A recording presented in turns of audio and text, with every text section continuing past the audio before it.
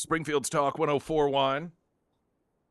Welcome, everyone. Wednesday, my name is Nick Reed, broadcasting live from the KSGF studios this morning and on YouTube, among other places. YouTube, you can find us Springfield's Talk 1041. Of course, we stream. We've got the app and your smart devices. You know the game. You know how this works. Swalwell fallout continues. It's difficult as quickly as things have developed to keep track of where things are, because I don't know if he has officially resigned or just announced that he was going to resign. You get all these different conflicting stories. Now, he wasn't going to, of course, he suspended his campaign for the gubernatorial race in California, and then the obvious, at least for non-Democrats, were, well, if you're not qualified because of these allegations to run for governor, are we really going to claim that you're qualified to be a sitting member of Congress, of which he still was? He's still in his term. And so apparently that pressure became enough. And new allegations, straight up rape is the term that's now being used. The allegations from a number of different women that had come forward were, kind of dancing around it a bit. It was that sexual assault, but are we talking about rape here? But no one had until yesterday really come out straight up, said, yeah, he raped me. This one gal saying that he raped her, choked her till she blacked out. Pretty violent accusations here. And so Swalwell, you could just only imagine, particularly for a Democrat, in which, let's be honest, this is not uncommon sort of stuff. Now, the rape, not as common as the sheer usage of women as play pieces, and so Swalwell, it's like a guy in a frat house, and the frat house has women over all the time, and there's drugs, and sometimes the occasional or there's alcohol, sometimes the occasional drugs, nothing too serious. And then randomly, you get called out for it when you're surrounded by people doing this stuff all the time, and you get punished for it. And you can see how that might just be a little disorienting. And so this is a guy that went from being so comfortable in that environment that it was just becoming very, very, over the years, common behavior. And listen, the Fang situation, that can't be dismissed. This was a 5-year relationship with someone that everyone recognized should have been known was a spy. As Victor David Hansen noted, and this Fang wasn't someone that just popped up out of nowhere. She had tried to, Victor David Hansen had approached him. The gig was up. I mean, people knew what it was that she was doing, as Victor David Hansen noted, and others did as well. You'd have to be an idiot not to know this. Now, a lot of people thought that Swalwell was an idiot. I don't know. I'm not saying that he's not an idiot, but I don't think he cared. I don't think it mattered to him that this was some Chinese spy that was using him in an effort to undermine the United States of America and perhaps compromise our national security. I don't think that was relevant to him. I mean, no difference whatsoever. I'm sure in his mind he was thinking, well, I won't tell her anything that she could really use to do any great damage to this country. Despite that fact, Democrats protected him, kept him on a committee dealing with national security, which is, in all likelihood, the entire reason he was targeted by the Chinese. So Swalwell's mindset was clearly one, almost like Hunter Biden. I can do whatever I want. Even when I get caught, I get protected. Can you imagine this guy's mindset within about a 48-hour period? He went from King of the Hill. Here are matches for you. Oops. King of the Hill. Well, it's in my phone there. He went from King of the Hill. Just could get away with anything and everything. No rules applied. To facing potential prison time. Entire political career over. Probably any sort of meaningful career. This isn't the sort of scandal that even a Democrat can probably come back from in some other get hired as a professor at some university, chairing a department on ethics in government, some lobbyist organization. And listen, it's not impossible, but it certainly isn't a guarantee, as oftentimes is with elected officials, particularly Democrats that end up stepping down because of scandals. They step down and, hey, listen, we'll take care of you. We just got to get this focus off of you. Don't worry, you're going to be taken care of. He's not getting that. And I always find it interesting to go from one extreme to the other so quickly. Oftentimes, people that behave in the way that he's alleged to have behaved, they constantly have in the back of their mind the fact that they could get caught, they might get caught. Or even if they don't necessarily, oftentimes they lead otherwise mundane lives. They're loners. Or perhaps they have a home life that they find completely unsatisfying, so that is their outlet. But Swalwell was living on top of the world. This guy was treated by the media as if he was some sort of brilliant expert. He was constantly being brought on to these different networks like CNN to get his thoughts on things. Everywhere he went, people would swarm around him. He ran for president.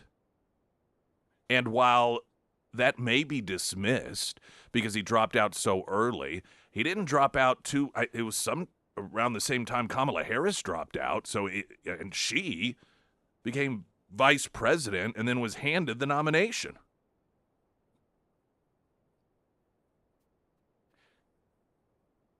And just the difference in the average person who has this sort of predatory behavior and what their life goes from prior to being caught, but then somebody like Swalwell, who really thinks, much like Hunter Biden or so many of these other individuals, he's one of the videos that surfaced. He's on this massive mega yacht. It's like 5 stories high, and he's bleary-eyed in a white robe and dancing with all these hot chicks and so, and to go from that to where you just think you are an absolute untouchable rock star to within less than a week's time, your entire career is over and you are really genuinely facing potential prison time. That's next time you're thinking, man, I've had a really bad week, think of Swalwell. Odds are not as bad as of course, he's fully deserved it. I mean, he earned this a long time ago. We've got some audio also. It's just amazing, these Democrats that are so in tune with what's going on, so brilliant, including people like Nancy Pelosi, suddenly just as ignorant can be. I just had no clue. How could this have been happening and I had no idea?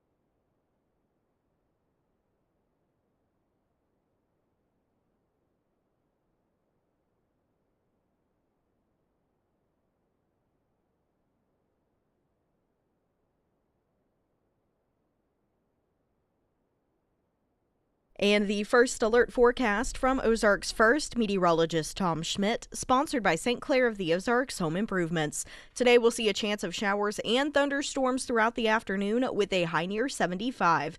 Tonight, showers and thunderstorms with a low around 60. For your Thursday, a 50% chance of showers with a high near 80. And taking a look at Friday, a chance of showers with a high near 82.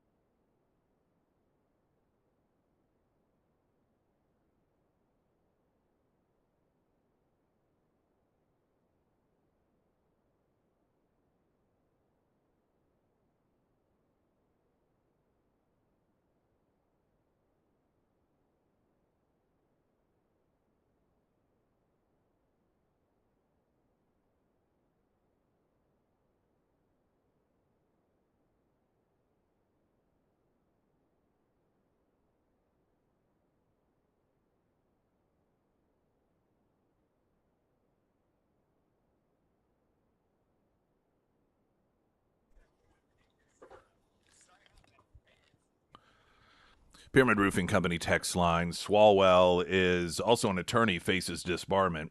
Not that that's not serious, but I suspect that is not really top of his concern list right now. Pound me in the prison is probably top of his list concern. That 3 kids that guy has. There is a video that someone, actually I saw it come up on my feed, and it was from his page running for governor, and it was just, I'd say 90 seconds, somewhere thereabouts. And he's walking down somewhere through California with his wife.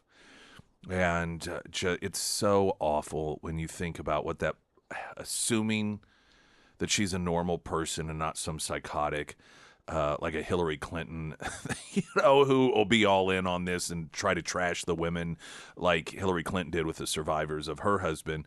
But just assuming that she is some sort of normal woman. And he's got her in this ad going on and on about what a wonderful husband and father he is. And of course, while she's had to film this, she knows all of this is going on. This has been going on for years and years. Again, this stuff is, and some are acknowledging, everyone's known about this forever. Of course they have.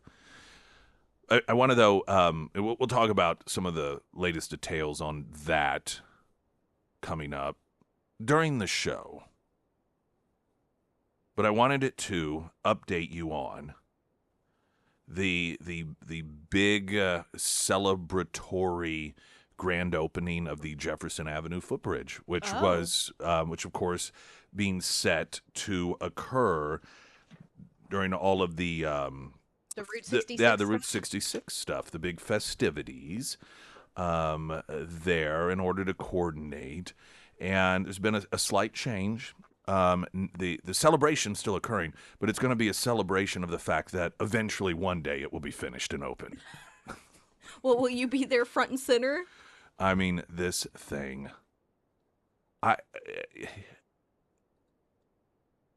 there are a number of reasons that I believe a lot of people find this sort of thing just a little bit off-putting. And one, again, is the fact that, they continue to go after the Hotel of Terror, refusing to cough up the dollar amount in order to move that facility in a way that doesn't make the owner any money whatsoever.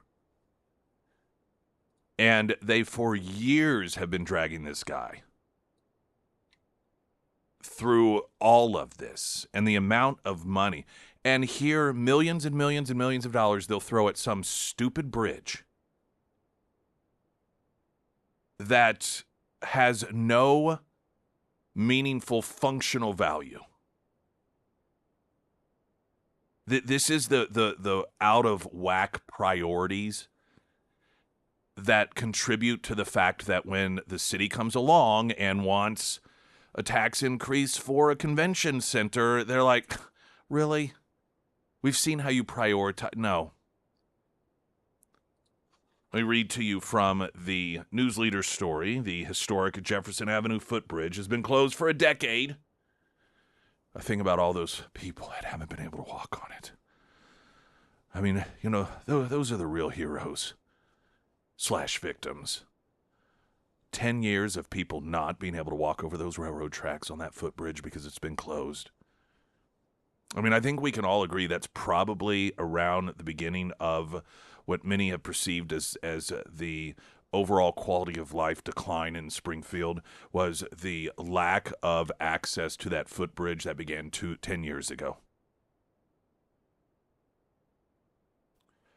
While a celebration of the bridge and its long-awaited rehabilitation is planned to align with the National Route 66 Centennial Kickoff Celebration, pedestrians will have to wait a while longer to set foot on the bridge once more. Built in 1902, the bridge spans 562 feet, about 13 railroad tracks. In March of 2016, the bridge was closed to foot traffic after a routine inspection found corrosion and safety concerns. For years, the bridge sat stagnant and rehabilitation work put on pause due to the age and complexity of construction. However, since 2023, efforts to renew and reopen the bridge have picked back up in large part due to a state allocation of $8 million to make way for new paint and replacement of deteriorating members. The historic bridge was taken apart in June before being put back together to rejoin the commercial street skyline early this year, but more work remains. Overall, the rehabilitation project includes repairing and replacing deficient structural members, installing new decking and stairs, applying a new paint system, and upgrading lighting. 2 elevators will be added, one on each side to make the bridge accessible and to comply with the Americans with Disabilities Act. Well, of course. Under an agreement with BNSF Railroad Company, the bridge was also raised several feet to improve clearance. Originally, the city was targeting the rehabilitation work to be completed this spring in time for the Route 66 events. But Kristen Milam, the city's senior communication coordinator, told the news leader via email the ongoing challenges have made the timeline unattainable. She said both the complexity of the structure and supply chain issues with specialized materials and equipment have slowed the project.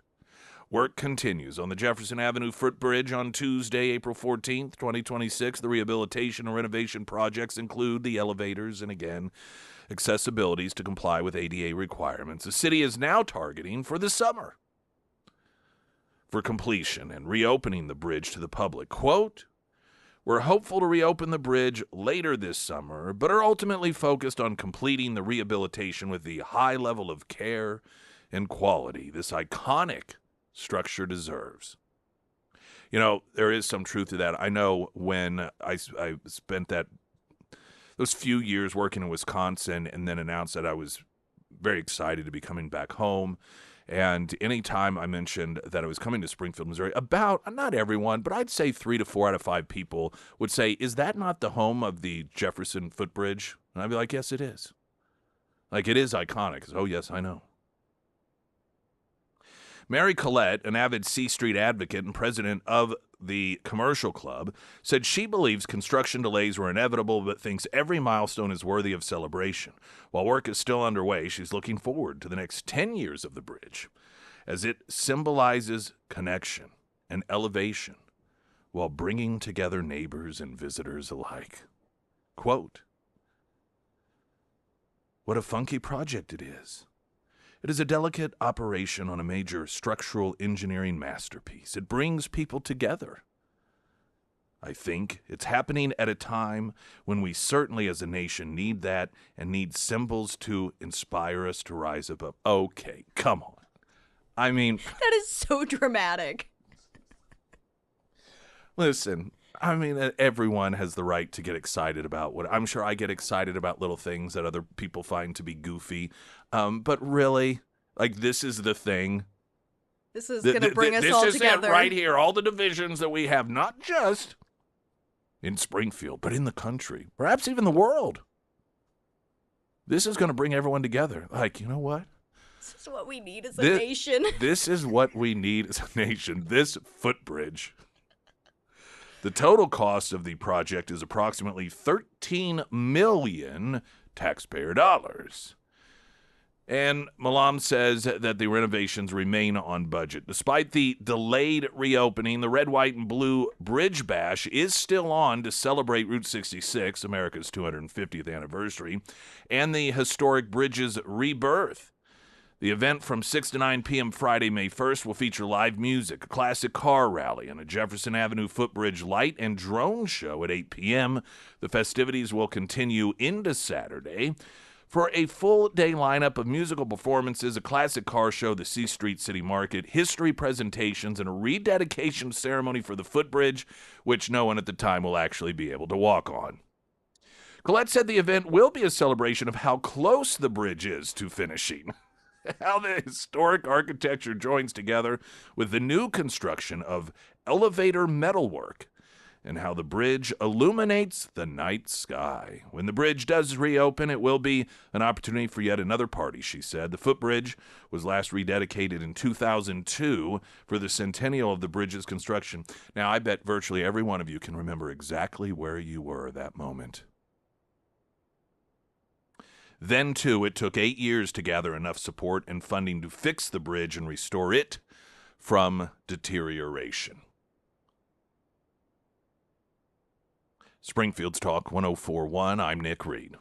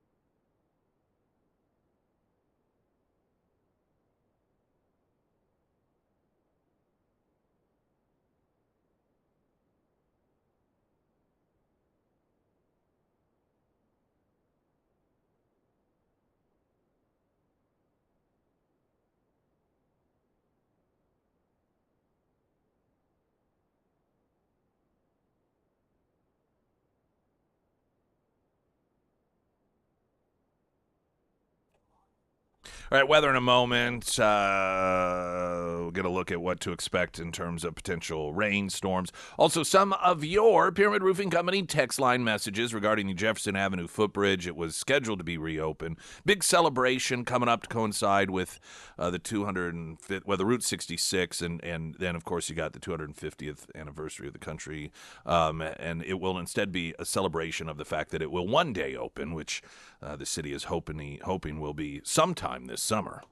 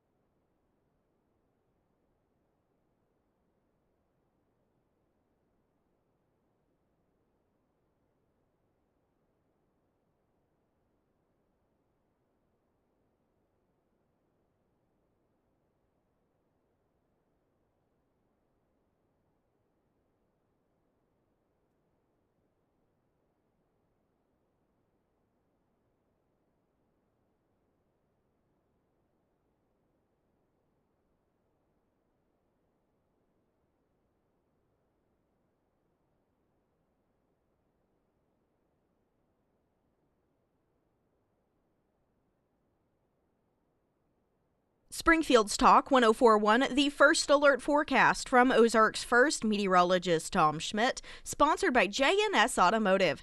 Today we'll see a chance of showers and thunderstorms throughout the afternoon with a high near 75. Tonight, showers and thunderstorms with a low around 60. For your Thursday, a 50% chance of showers with a high near 80. And for Friday, a chance of showers with a high near 82. Some of the Pyramid Roofing Company text line comments coming in regarding the Jefferson Avenue footbridge $13 million project set to reopen with a big celebration May 1st through 2nd. That celebration has instead evolved into a celebration of the fact that one day the footbridge will open. Footbridge mission creep, that from Hank, our listener down in Florida. Another is saying, Nick, are you talking about the Jefferson Street footbridge or the Gavin Newsom footbridge? That reference to a number of projects, including there's a number of infrastructure projects that have gone on and on unfinished and cost an ungodly amount of money in California. Another saying, are we in a sarcastic mood this morning? Followed up with, yep, you are in a sarcastic mood this morning. Judd, I thought the 3.7 million or whatever it was spent to build the walking bridge in Ozark was ridiculous. After hearing 13 million for the Jefferson Street Bridge, the Ozark Bridge seems like a Yeah, they got a bargain. deal. Yeah.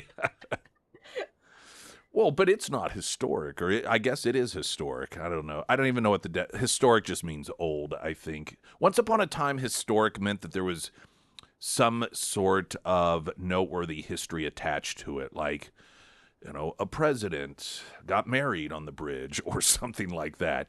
But now it's just old. Let's see. You're killing me with the talk about the footbridge. The last thing I can remember as big as this is when all of those musicians got together and sang We Are the World.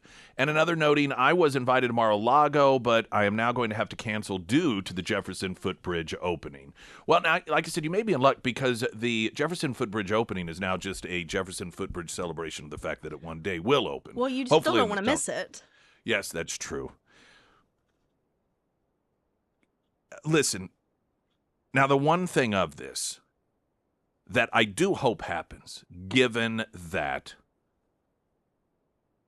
so many millions of taxpayer dollars are being spent on a big metal bridge that doesn't have any meaningful functional value, is C Street to build events around it, as silly as it may be. If there can even be some sort of annual Jefferson Footbridge Festival, and that is something that gets a significant degree of participation, and it's turned into something fun to where people come and visit C Street and hit some of the really awesome, unique, locally owned restaurants down there, some of the equally unique and locally owned stores down there, then I think that's a great thing. That is fantastic.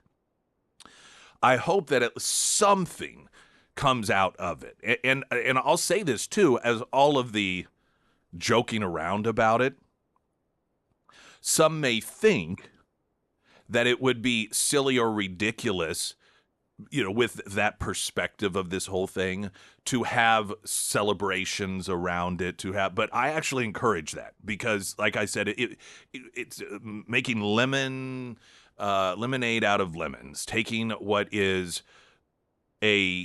what I believe is a waste of money that doesn't add any value, it doesn't have any meaningful infrastructure purpose, and taking that and turning it into something, making lemonade out of the lemons, and actually bringing people down to the C Street area, because I don't know, I imagine there are a lot of you who have not been to C Street in years, and there are. I love going down there. I love the variety of restaurants that are down there. I love a lot of the locally owned shops down there. In fact, rarely do I go down there and I don't spend some money.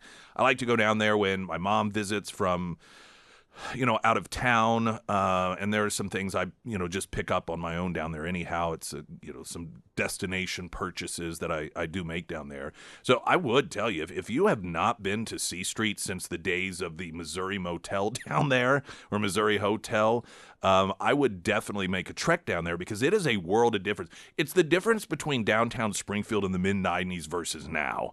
Where in the mid-'90s you had just a few drab places down there, but other than that, it certainly wasn't a destination place, whereas today, for any problems it may have, it is a world of difference, and C Street is the same thing. So, the existence of this bridge, if it can be used for that reason, I 100%, I don't just support that, I encourage that. Now, that being said, I think we have to accept that for what it is, and in my mind, I just imagine particularly the 2-day celebration surrounding what is now going to be the aspirational opening of the bridge.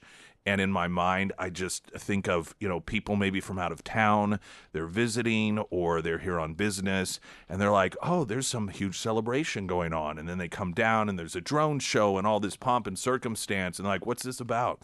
It's about this amazing bridge. Well, what's amazing about the bridge? Well,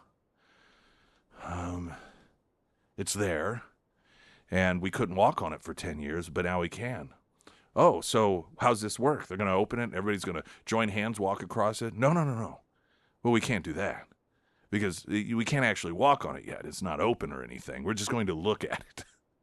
Maybe they can build a to-scale bridge in the parking lot there, where they hold the farmers market on C Street, and people could walk across it and just sort of envision what it will be like to walk on the actual bridge once it is open, if it ever does get open. I'm sure that it will for $13 million. If it does stay $13 million or under, I will say that is a check mark in the positive column. As much as that is, and as more wisely many might feel those taxpayer dollars could be used, if that mark of 13 really truly stays on budget, that will be something noteworthy. In fact, perhaps that could be some sort of plaque that is put there as more of a historic moment than the bridge itself. A government project, a taxpayer-funded project coming in on budget. Not on time.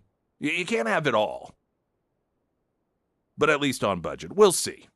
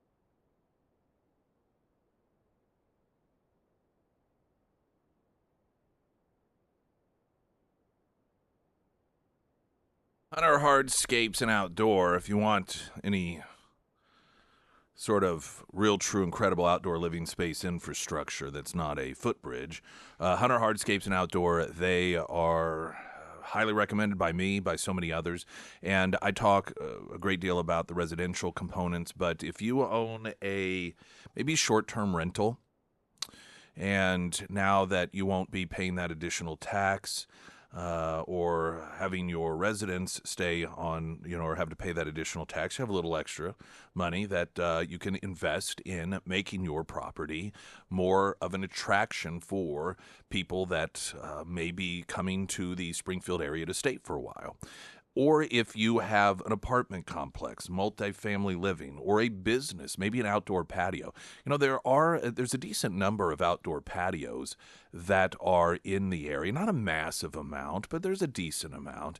But wouldn't it be nice for you to have one that really stands above, to where it's not just an outdoor patio, but maybe some water features and landscaping, and to really level up your establishment? The place to do it, the people to do it, Hunter Hardscapes and Outdoor at hunterhardscapes.com. Also, Nick's endorsements at KSGF.com. Oh, a couple more text messages on the footbridge that I missed. Well, one, hoping that the elevators that are in order to be ADA compliant, the footbridge isn't going to be fully authentic to its original form.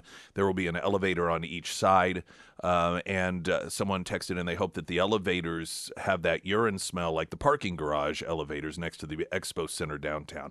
It would be nice to keep the theme.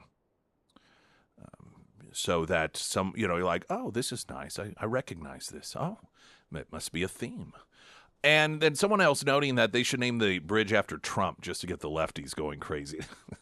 And then you actually heard from someone who used to, as a child, use that bridge to throw rocks at trains. Yes, I did. So maybe that would be a fun... Yeah, fun little game. Fun little game to play. It gets the kids outdoors. Democrats have, for a period of time now, been trying to figure out ways to get around the way that our Constitution lays out we elect a president of the United States of America. Now, this largely has been pushed through a slogan of one person, one vote regarding the presidency, and it is ultimately a push to have the president of the United States elected by just a majority of people, the states becoming irrelevant. The title is President of the United States.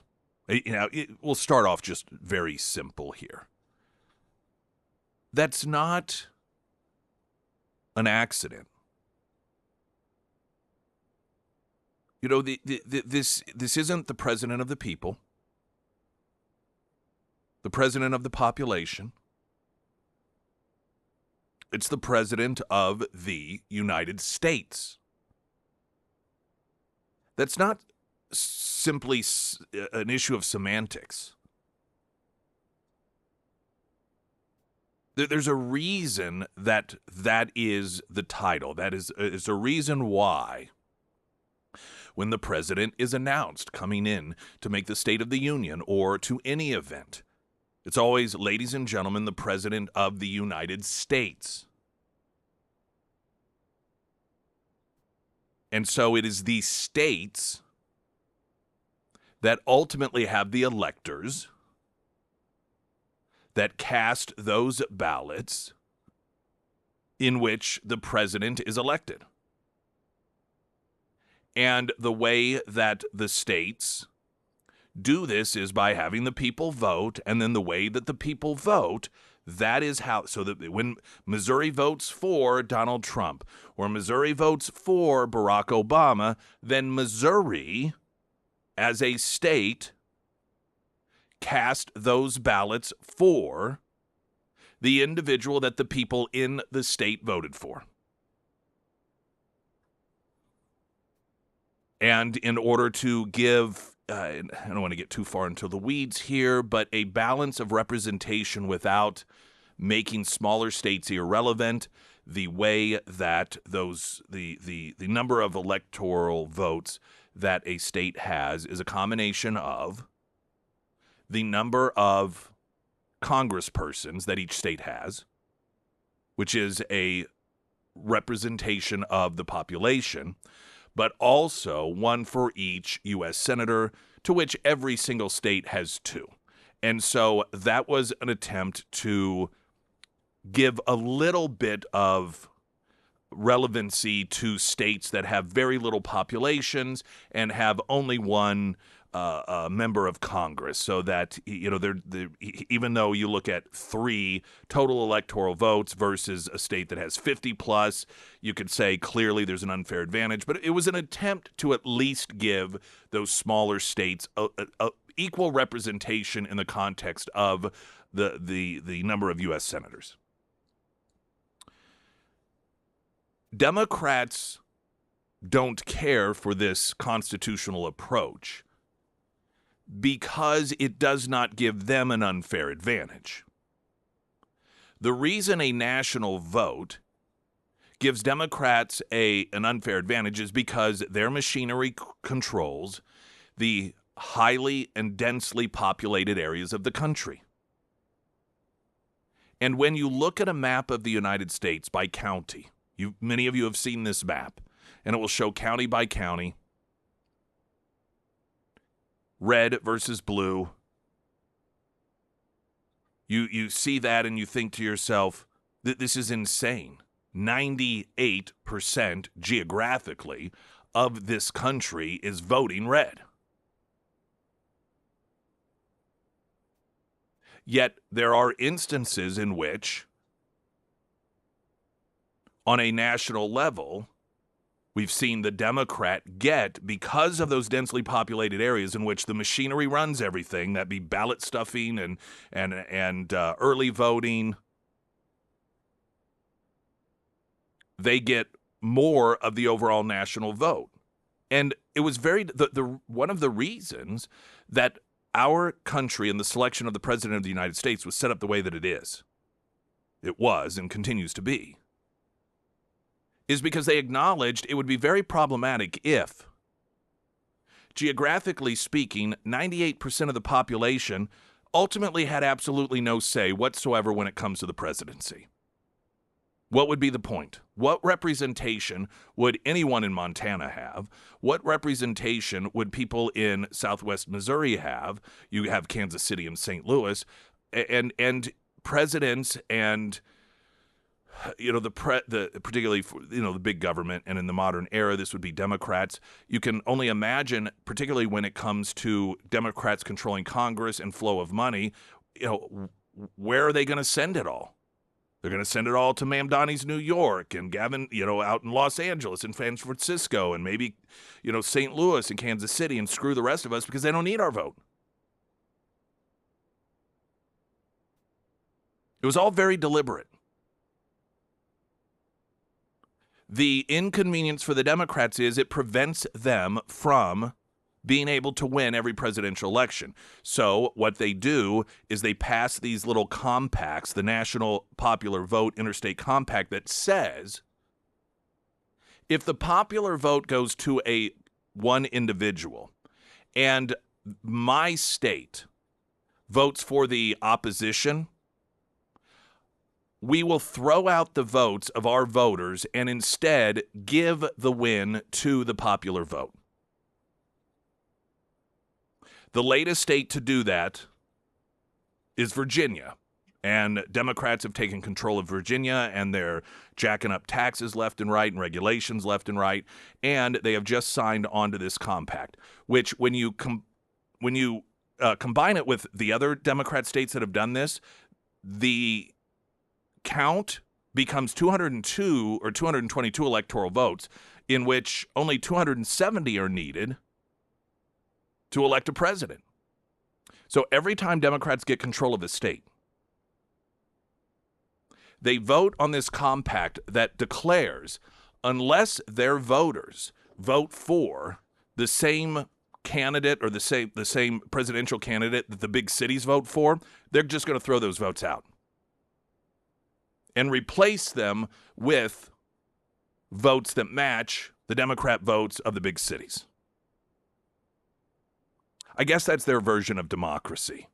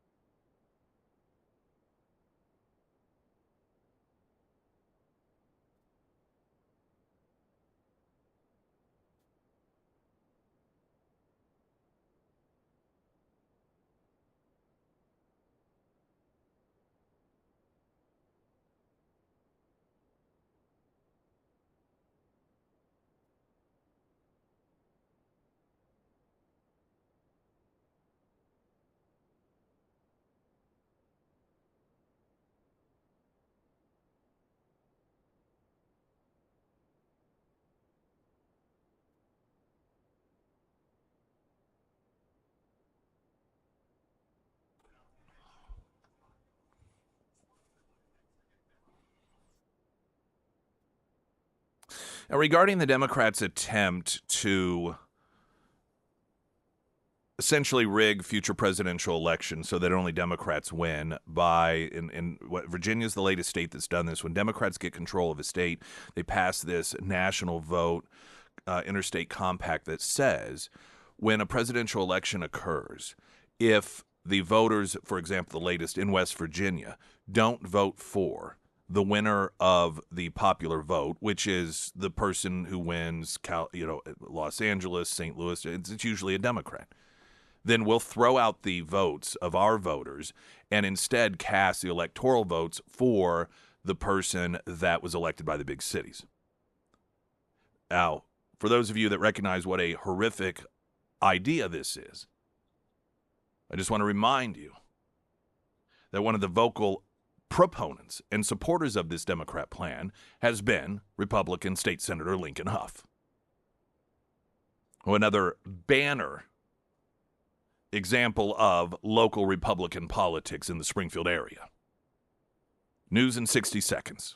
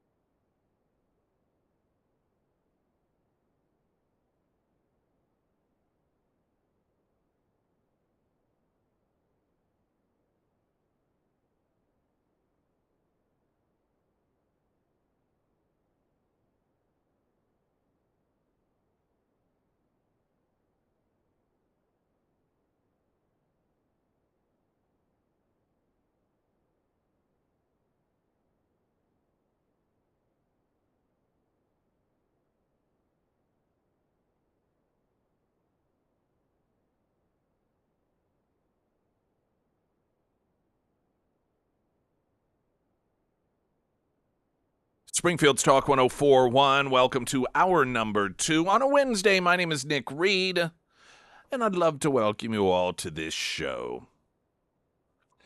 I want a great homeloan.com. Let's take about 50 seconds, talk about that, shall we? Listen, there are a lot of places out there to get home loans, and sometimes you can do it online. It seems easy, but then if you have issues, you have trouble.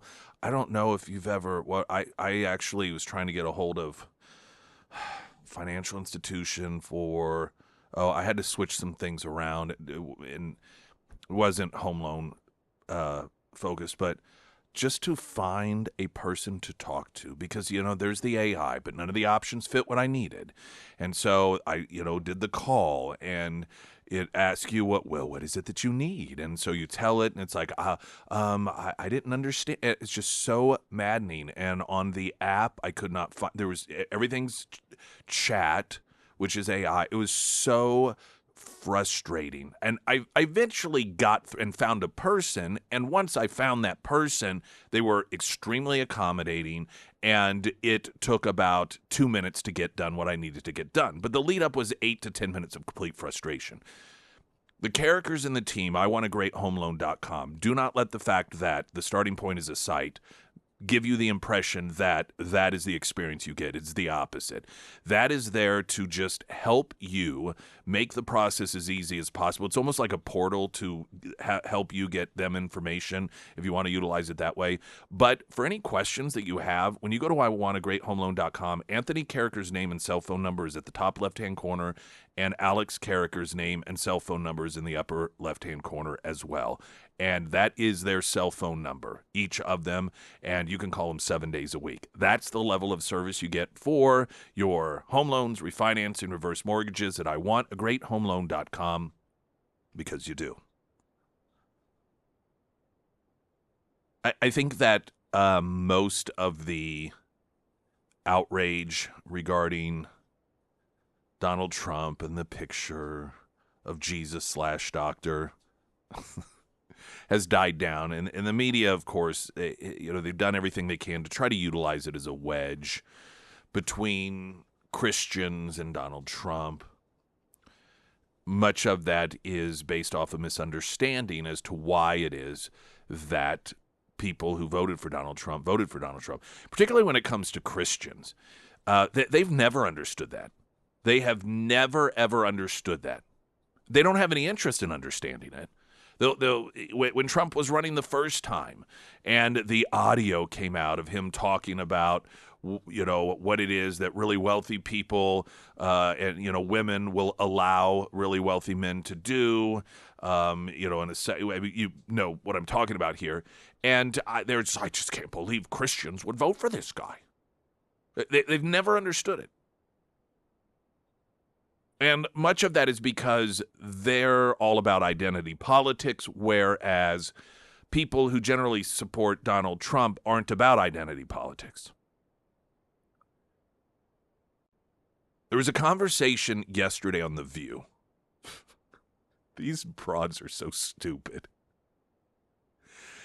And they were discussing all of this, of course. And the host shared clips of people reacting to the post of Trump. One of the co-hosts, by the name of Sarah Haynes, said it appeared to be a case of something being foretold in Scripture, noting in Matthew, I love these non-Christians that suddenly, you know what they do? They get on Google, and they will just try and find something that they feel tells Christians that they cannot support Donald Trump and he's evil. That they have no interest in Christianity. They mock Christianity. They mock Christians when they're not demonizing Christians. But like everything else in life, if they feel as if they can use Christianity in order to pound away at their political opposition, suddenly, they're quoting scripture from the Bible, oftentimes with a Southern accent. Co-host of The View, Sarah Haynes, quoted scripture saying in Matthew and Mark in the Bible, Jesus alerted his disciples to not be deceived by false prophets who will claim themselves to be the Christ, performing great signs and wonders. Every time Trump does these things, I can't help but think it's really on the nose here. He's literally pretending to be the coming of Christ. Let's face it, some of his supporters have likened him to a savior-like figure. Sonny Hostin agreed. I really hope at this point that they realize he's a false prophet, no question about it. Now, again, when non-Christians, particularly those who mock Christianity, start telling Christians what they should and should not believe as Christians and whom it is that they should and should not support as Christians, it's generally not that effective. Additionally, as off-putting or disrespectful or even blasphemous that many Christians found the posting to be, I don't believe any reasonable person, Christian or otherwise, believed that Donald Trump was claiming that he's a prophet by posting it. No, it wasn't even about prophecies. It was about healing and healing the nation. And visually, he in the pic was visually in line with what most people would think would be Christ in a similar picture. And but you know, the attempt to then say that what Donald Trump was trying to claim, not that he was a healer or Jesus or a healer like Jesus, but in fact that he's a prophet. The best part, however, came when Joy Behar claimed that, quote, Jesus himself didn't go around telling people he was the Messiah. Kind of the point. Her fellow co-host immediately rebuffed her claim, including Haynes, who retorted that's exactly what Jesus did, to which Behar pushed back, saying, no, he did not. Jesus was not narcissistic like this guy. To which Haynes said, when you are the Messiah, it's not narcissism to say it, to which Behar replied, yes, it is. So according to Joy Behar, who's lecturing Christians on Christianity, Jesus never said he was the Messiah. And if he did, he was a narcissist. That's the view of once again, what ABC is deemed to be some of the most intelligent women in terms of analysis and providing accurate information to the general public at large.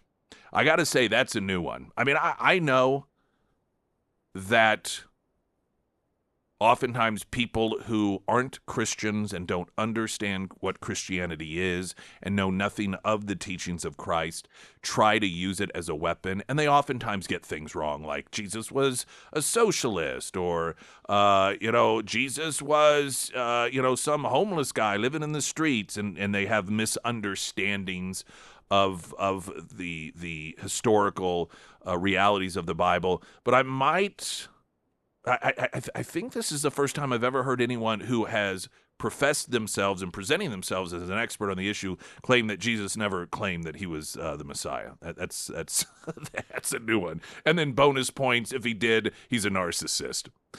Latest news update.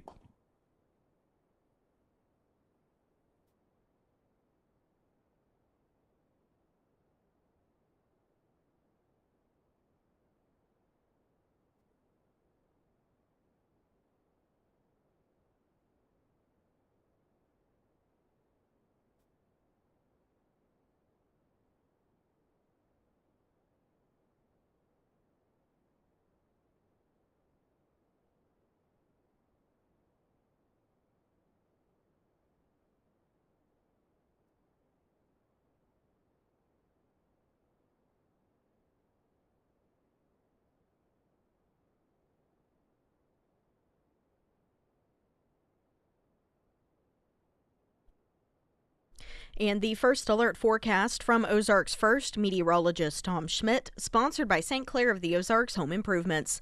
Today we'll see a chance of showers and thunderstorms throughout the afternoon with a high near 75. Tonight, showers and thunderstorms with a low around 60. For your Thursday, a 50% chance of showers with a high near 80. And for Friday, a chance of showers with a high near 82.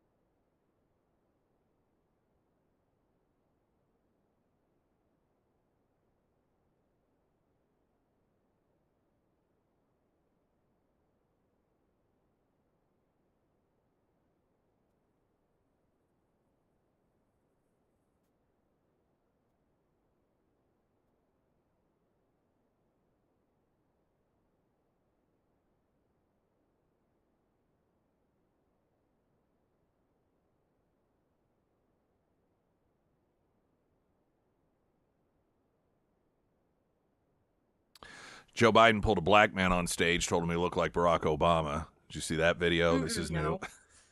Sound like Joe Biden. At least he didn't tell him he looked like Corn Pop. Joe Biden on Tuesday delivered remarks at Syracuse University in New York for the unveiling of his portrait. What a world of theatrics and pretend we live in. What is, to a reasonable person, one of the most disgraced presidencies. I'm not even talking about the scandals of, just all of the different bank accounts that were set up to funnel money from oligarchs, the bragging about denying funding to Ukraine unless they fired their top justice official who was investigating Hunter Biden's energy company in which he sat on the board, or the lavish gifts, the fact that Hunter Biden was sitting in on meetings with top secret information being shared, or the auto pin being used for everyone under the sun for mass signings of individuals that included violent criminals. I mean, you just go down the list. We could spend an hour going down the list. Aside from all of that, the fact this guy wasn't even a functioning president. No one publicly can say who is running the country. Yet still, this guy gets invited to, it tells you how pathetic our universities are in this country, how low the standards are, how they have nothing whatsoever to do with aligning themselves with intellectual excellence. That Joe Biden is invited for an unveiling of his portrait at what is supposed to be an institution of intellectualism?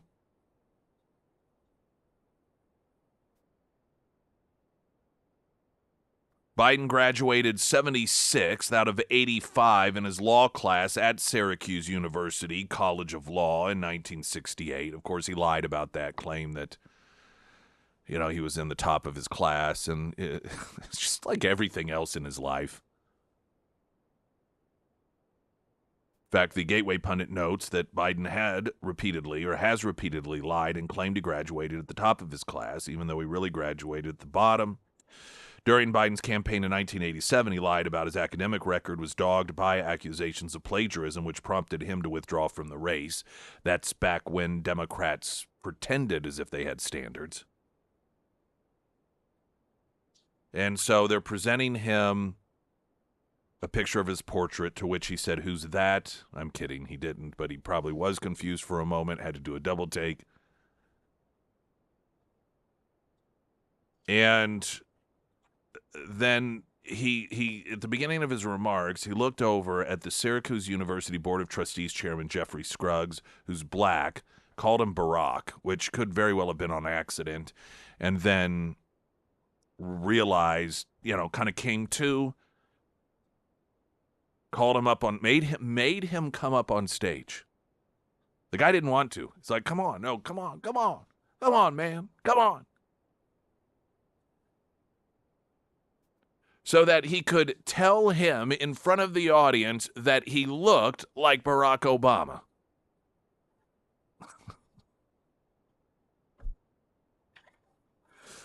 Oh, Joe Biden. Kanye West is back in the news because he's on tour, and so he's got a number of concerts. One of them was slated for the UK, but they're like, nope, you can't come here because of your past anti-Semitic remarks. Now France moves to stop Kanye West from performing in the country. And let's see, where's this report from? I mean, obviously this is another Gateway pundit. They noticed that after Ye, which is what he calls himself, was banned from the UK, causing the Wireless Festival to be completely canceled. That's the concert he was supposed to perform at the festival. Now the embattled French government is following suit. Today it arose that French authorities are moving to stop Kanye West for performing at the Marseille Velodrome. This escalates the pressure on the author of Inward Heil Hitler, as more European markets seem to be closing for his shows. I don't know if that's the name of a song or a posting he made. The AFP news agency noting France's interior minister is seeking to block U.S. rapper Kanye West from performing in the southern city of Marseille in June due to his anti-Semitic remarks, a source close to the minister told AFP on Tuesday. Now, in Politico reporting that the interior minister is very determined to stop the concert and exploring absolutely every possibility to prevent it from going ahead because of anti-Semitism. Now, that's all fine and good. The UK, France, they want to ban Kanye West because he has said or sung lyrics that are anti-Semitic in nature. These, however, are countries that continue to cover up anti-Semitism from a population of people within their own countries that have been imported, who constantly call for the second Holocaust.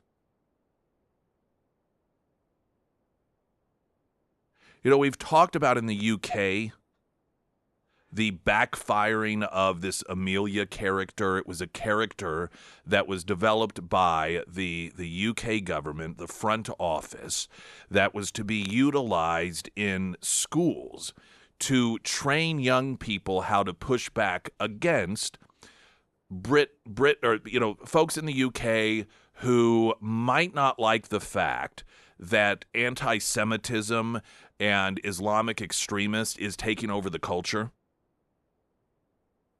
And this Amelia character, what happened is they tried to create this cute little British girl who looks like she's perfectly normal, but actually she's a horrible person because she doesn't want Islamists taking over the country, and it backfired because people embraced her character, and they're like, actually what she says here makes sense. We're supposed to be against this? No. So she was repurposed for the purposes of highlighting the benefits of the British culture. But all that was in response to the fact that the UK and France has had similar problems, have not only imported and created entire, just almost villages that have their own Islamic rule, their own little Sharia laws, but whenever they import the culture that includes the poor treatment of women or LGBT community folks, they cover it up for them. After years of child rape in the UK being covered up, primarily by Pakistani immigrants who see women, particularly young girls, as nothing other than tools to be used for their own sexual pleasure.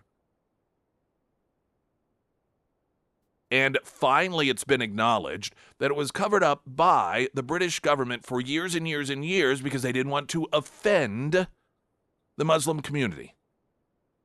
It's the same sort of thing that we are being told was the reason that in Minnesota, Democrats have funneled billions of taxpayer dollars to the Somali community because they didn't want to offend the Somali community by saying, no, you can't do that.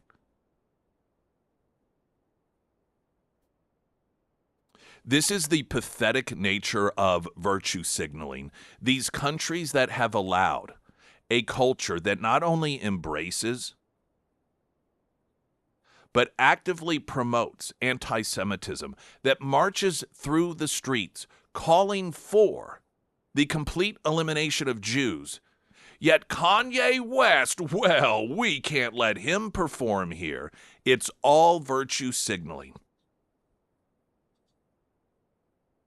And the danger of it is because it's sleight of hand.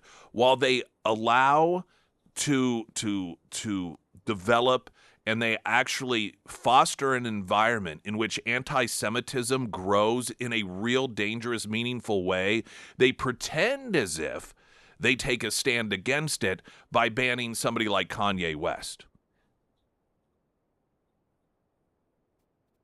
It would be interesting to have a poll done, the citizens of France and the citizens of the UK, particularly those of the Jewish community, and ask them if the government's going to take a stand, would you rather it be against those people that are calling for the complete elimination of Jews and promoting terrorist attacks and pushing to implement Sharia law, or Kanye West, and see which way the vote would go? I suspect I know how I would vote. Springfield's Talk 1041, I'm Nick Reed.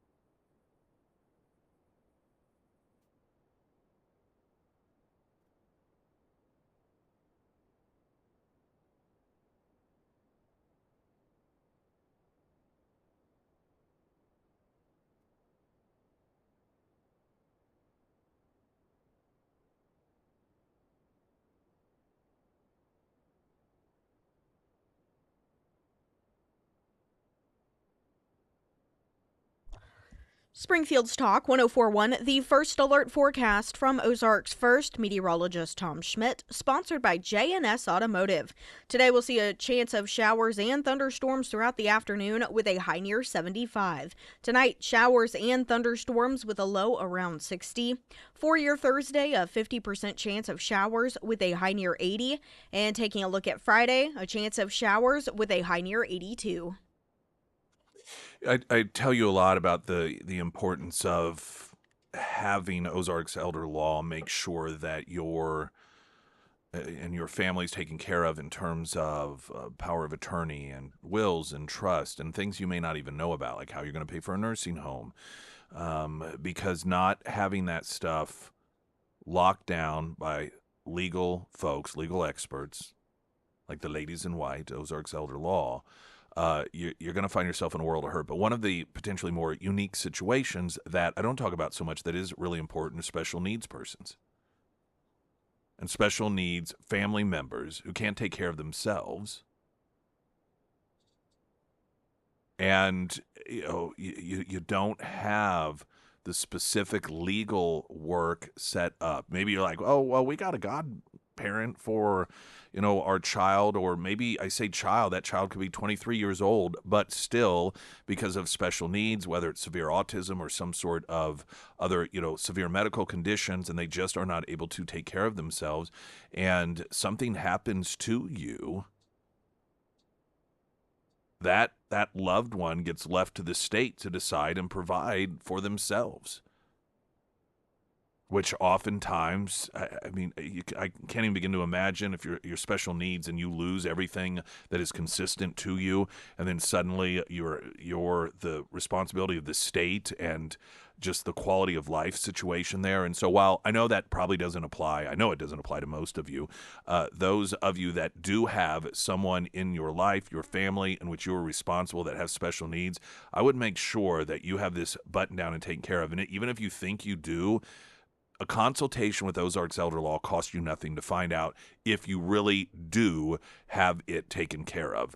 I would check them out, go to ozarkselderlaw.com, set up an appointment. And like I said, that consultation is a courtesy to you. And then if there is something you need to do, they'll let you know ahead of time, here's what it'll cost.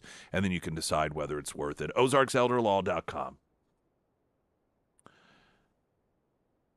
There's a story about a domestic disturbance in Midland County, Texas, of a 40-year-old woman by the name of Jessica Morales. And the local WXAN reported that she was arrested for some form of domestic situation, including abuse. Now, she and her husband, Daniel Morales, have 2 children. According to WXAN, authorities have not, at least at the time of this story, released any details about the incident. This is getting a little bit of national attention. You may ask why. These sorts of situations happen all the time. Depending on your age, I would say if you are 40, well, definitely 50 or older, maybe even a little younger than that, you will better recognize Jessica Morales as Baby Jessica. Now, for those of you under the age of 45, and I'm using that as a benchmark because of my own age, and I remember 2nd or 3rd grade, I believe, at my grandparents' house in Lebanon, Missouri, watching live coverage of Baby Jessica, who was a little child that had crawled into, there was it was called a well, but it was very small. You would not see it and think of it as a well. It's not a traditional wishing well, but a pipe relatively small in diameter, and she fell into it and slid over 20 feet down and was stuck. And it took around 60 hours in order to rescue. There were made-for-TV movies about it, and there were these like heartbreaking moments in which they could hear her down there by herself, singing Winnie the Pooh songs to comfort herself. And her leg was, sort of, because the way she fell down, I think her leg was above her head in this weird way. And they eventually, because they weren't able to go straight down and just get her. And so what they ended up doing was, I think, coming in from the side. And there were all these people that were showing up with these different wacky ideas, or at least that's how things were portrayed. And I want to say eventually it was someone with a high pressure water device that was able to cut through rock and anything else that was that far down. And then they went in from the side in order to cut her out of that well. And then they ended up, some guy that had very, very narrow shoulders had to be lowered down in order to get her. And she, it was a miraculous situation, but it was with relatively few television stations that, it was really your main broadcasters, your ABC, CBS, NBC. CNN wasn't a thing at the time. You didn't have, obviously, the internet to stream, and so you only had the 3 over-the-air networks, if I recall, that even had the capacity to broadcast this thing. And it was one of those situations where everyone was just glued to the television wondering if they're going to be able to get this girl out. And there were concerns of, if I recall, slicing her in half by this water cutter, if you will, that would cut through rock and anything else that was going to be utilized in order to try to get to her. And it was just such a heartwarming story. But I think that post that she had a lot of problems, and unfortunately for her, because of that history, she's making the New York Post and other stories because of this, she's popped up in the news for some sort of domestic abuse situation. But yeah, that was, for me, that was around the same period of time. What year was that? See if the story says. Because it seems like it was around Space Shuttle Challenger time in my life that occurred. Well, 1987 is when apparently that occurred, and she would visit the White House afterwards. Because it was just it was one of those brought the country together, really just anxious situation. This poor little child down there, and wondering whether the child was going to survive. And it's one of those unique moments in history. And of course, now she finds herself and her mugshot all over the the media because she was that sweet little baby Jessica from 1987.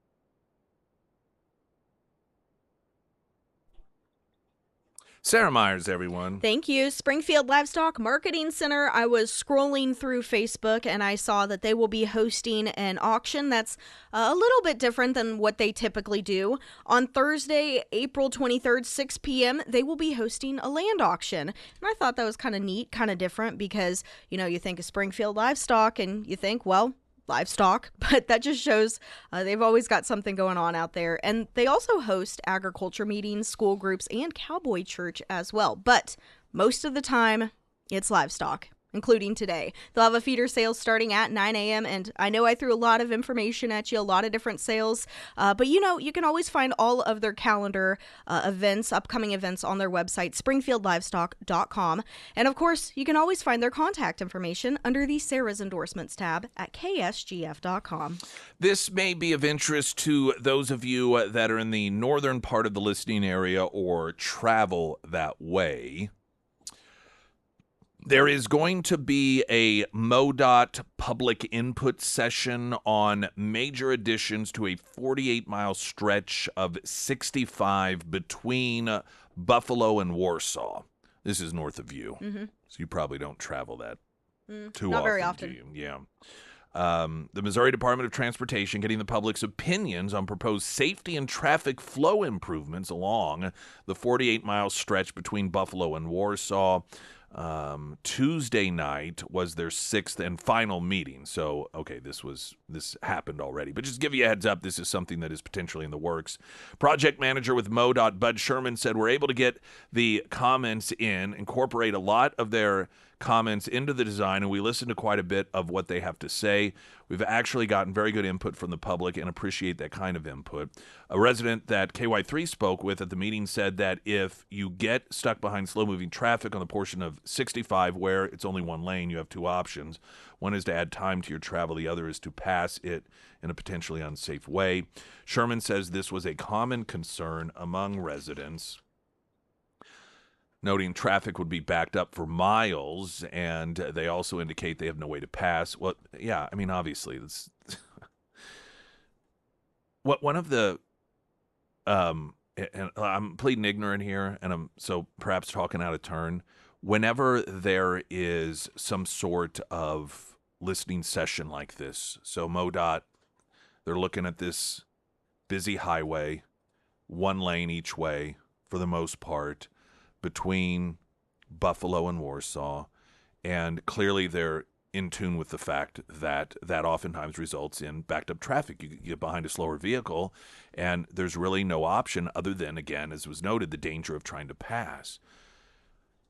I don't really know what input you need from the community on this. I mean, it seems pretty straightforward what the issue and the problem is. And there may, of course, be certain perspectives that might add to the conversation, but overall it seems as if it's a pretty clear issue. You have an increase in traffic over time that a one lane each way just does not accommodate. And as I mean, it seems pretty common sense. Now, I tell you, and I was thinking about this as I was driving down to Kimberling City on Saturday, 13 from South Springfield or Nixa really down to Branson West in particular. You want to talk about a stretch of road, and I know so many of you know exactly what in fact, no one who's driven on that stretch doesn't know what I'm talking about here.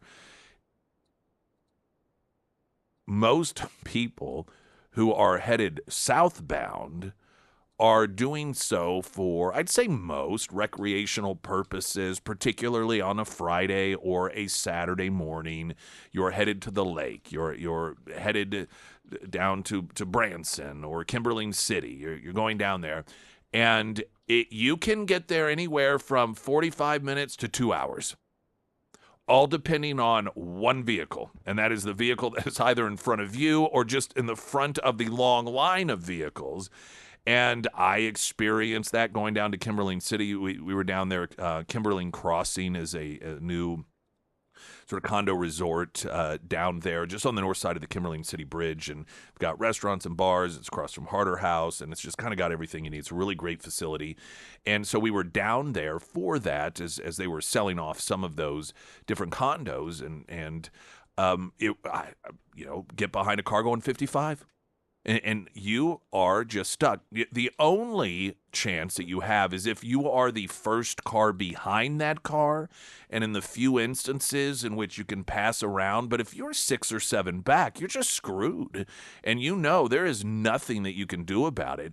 And it's hilarious to me because this means that solely based off of what oftentimes is just one person, when you get to your destination, be it the lake in all likelihood or just maybe camping down there, you are either really happy and excited because you are getting ready to kick off a fun, relaxing weekend, or you are seething with white hot rage when you arrive, and it just all depends on that.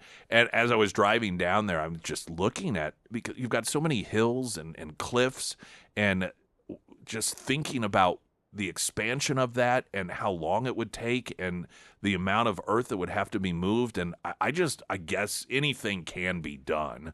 I don't know if there are plans for it, but then I also think, man, what's that going to look like the day that that finally occurs? I said in my head, I won't probably be alive if they ever do that and actually finish and complete it. And maybe the answer, though I'm not an expert, is more along the lines of, I think you see it in areas on 13 where, yeah, you do. There's passing lanes that you get for about a mile and a half stretch, and it at least gives you the opportunity to safely get around those people. Man, you want to talk about a stretch of road. I mean, I'm not saying that 65 between Buffalo and Warsaw doesn't need attention. I don't drive it. So I can't speak to that. Clearly, there are some issues there. But 13 from Neosho down there to Branson, West Kimberling City, that thing is just universally frustrating when you get behind that one person that decides they're going to go 55 or, let's be honest, even just the speed limit. Springfield's Talk 104.1. I'm Nick Reed.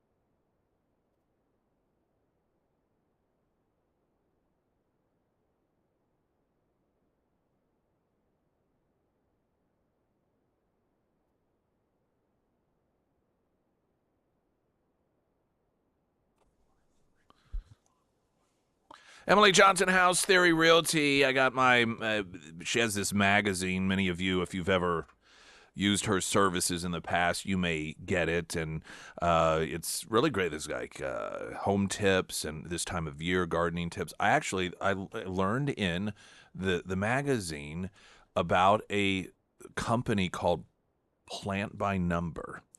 And I looked it up, and what you do is and there's different tiers. It's like $79, $100, and so forth. And then you take pictures of your yard and then you upload it, and then they will, I don't know if it's AI, it sounded as if they actually have somebody look over it for you, and then they send you back landscaping designs.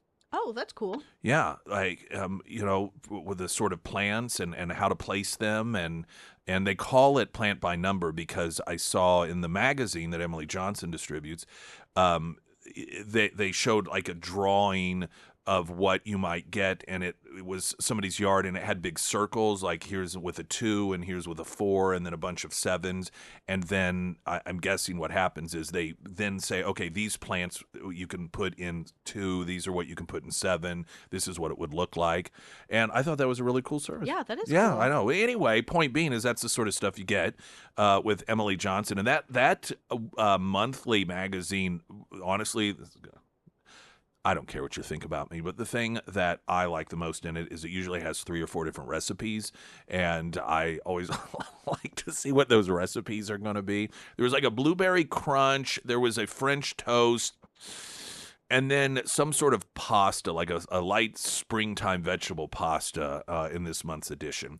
But Emily Johnson, she's just a cut above what you're going to get when it comes to realtors, and it may simply be informational. You may be wondering, what's my house worth? I was having this conversation recently with someone talking about looking on Zillow, and Zillow giving an estimate, and Emily's talked about this before. Zillow, those estimates are not a real down on the ground estimate that includes access to information that Emily Johnson has. So utilize her for that. She makes herself available for any and all information that you may want, even if you're not ready to sell your house today. Emily Johnson, House Theory Realty.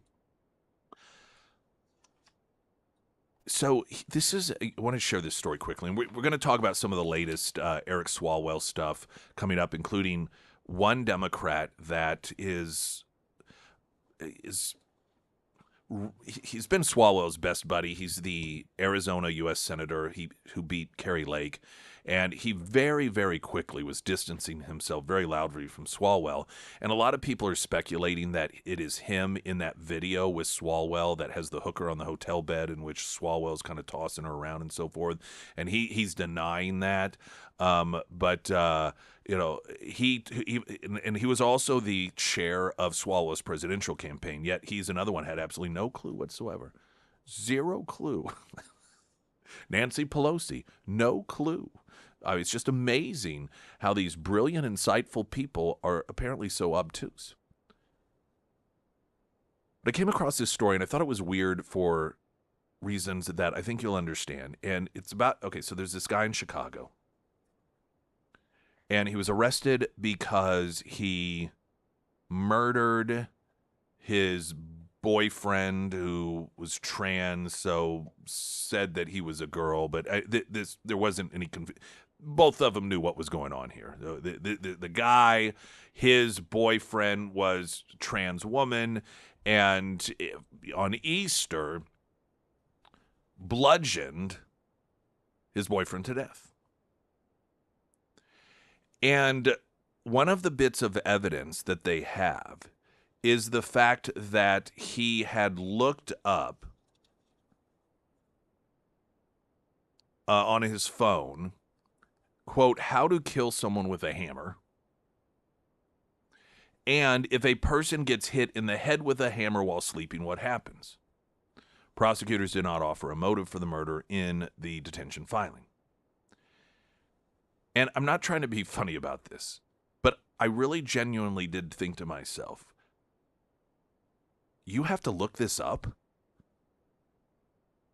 You have to look up how to kill someone with a hammer.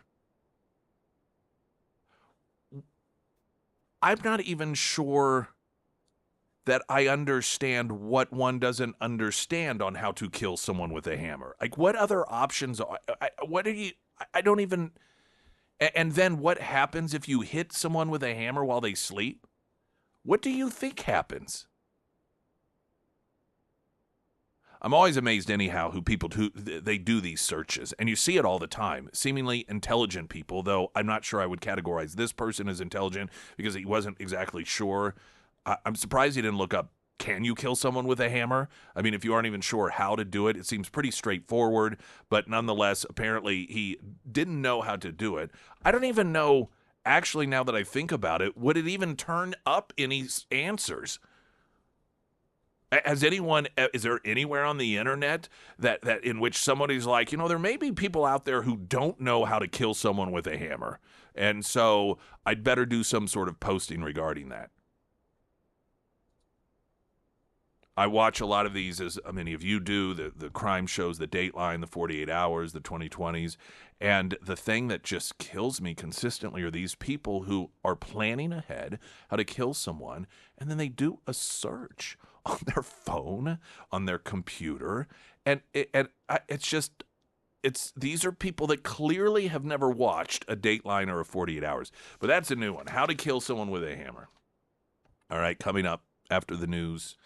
The latest on Swalwell. Latest accuser, flat out at this point, is a press conference yesterday using the term rape, claiming he choked her out. She thought she was going to die. So we're talking even potential murder in the mix.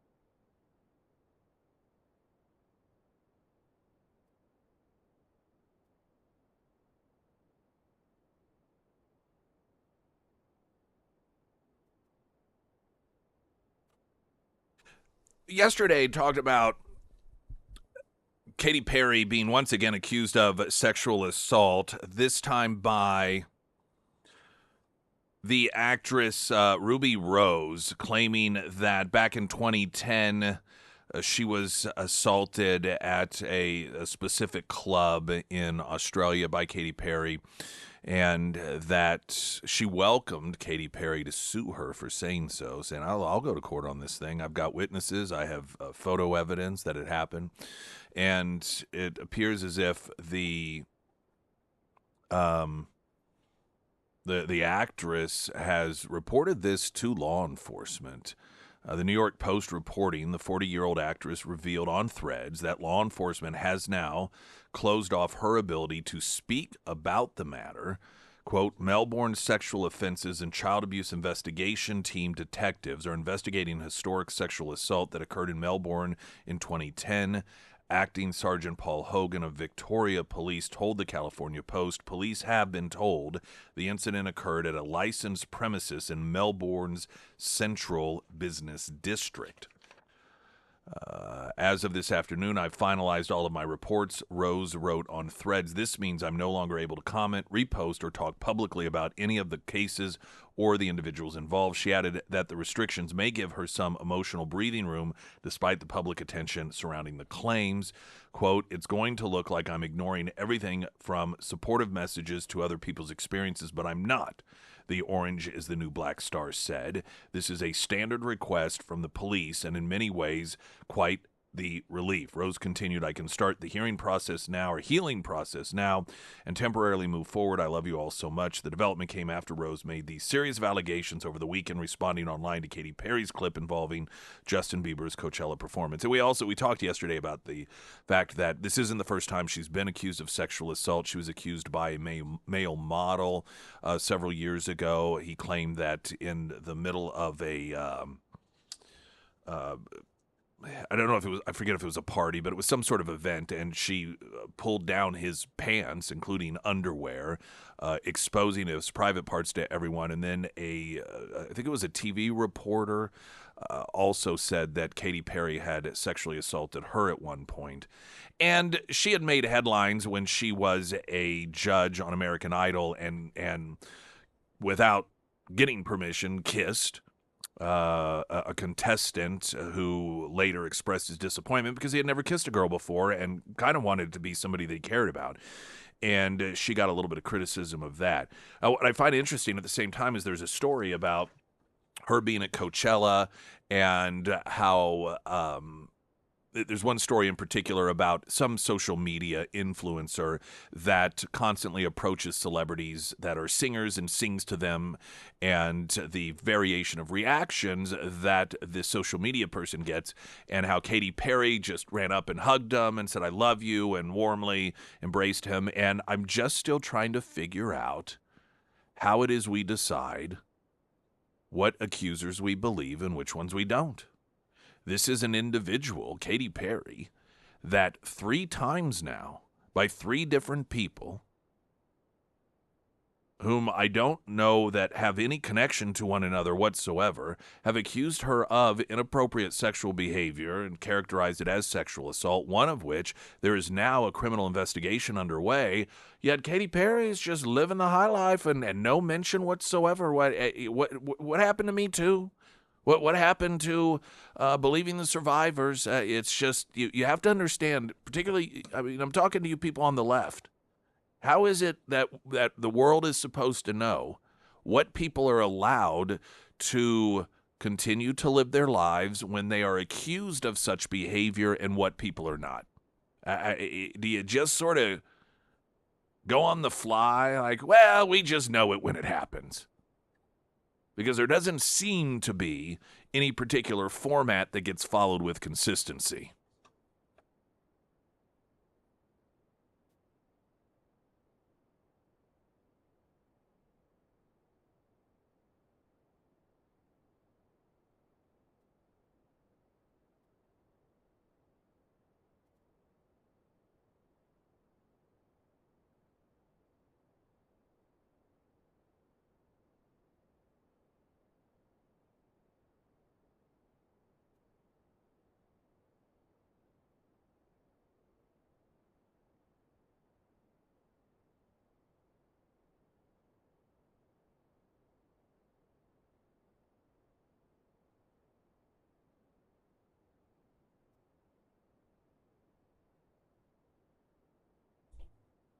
And the first alert forecast from Ozarks First, meteorologist Tom Schmidt, sponsored by St. Clair of the Ozarks Home Improvements.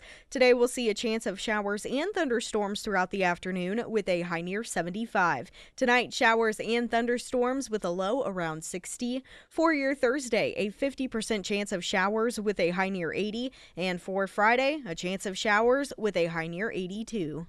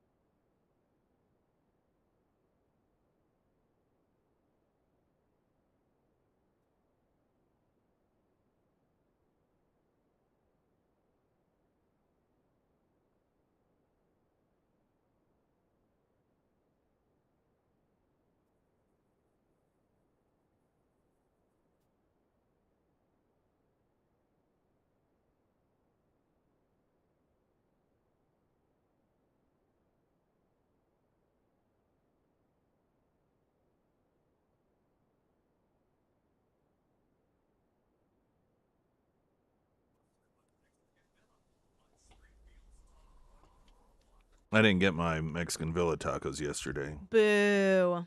No, I got so busy. And before I knew it, it was dinner time. And then I had a sandwich at home. Aw. I like a sandwich once in a while. I have a very difficult time. Rarely will I get a sandwich at a restaurant, however, because to me, a sandwich is simply assembling something. And I find it difficult to pay that much of a markup on something that's just assembled. If it's a sandwich that requires some level of effort or ingredients that I don't normally have at home, then that's different. There used to be when they first opened downtown at on the square.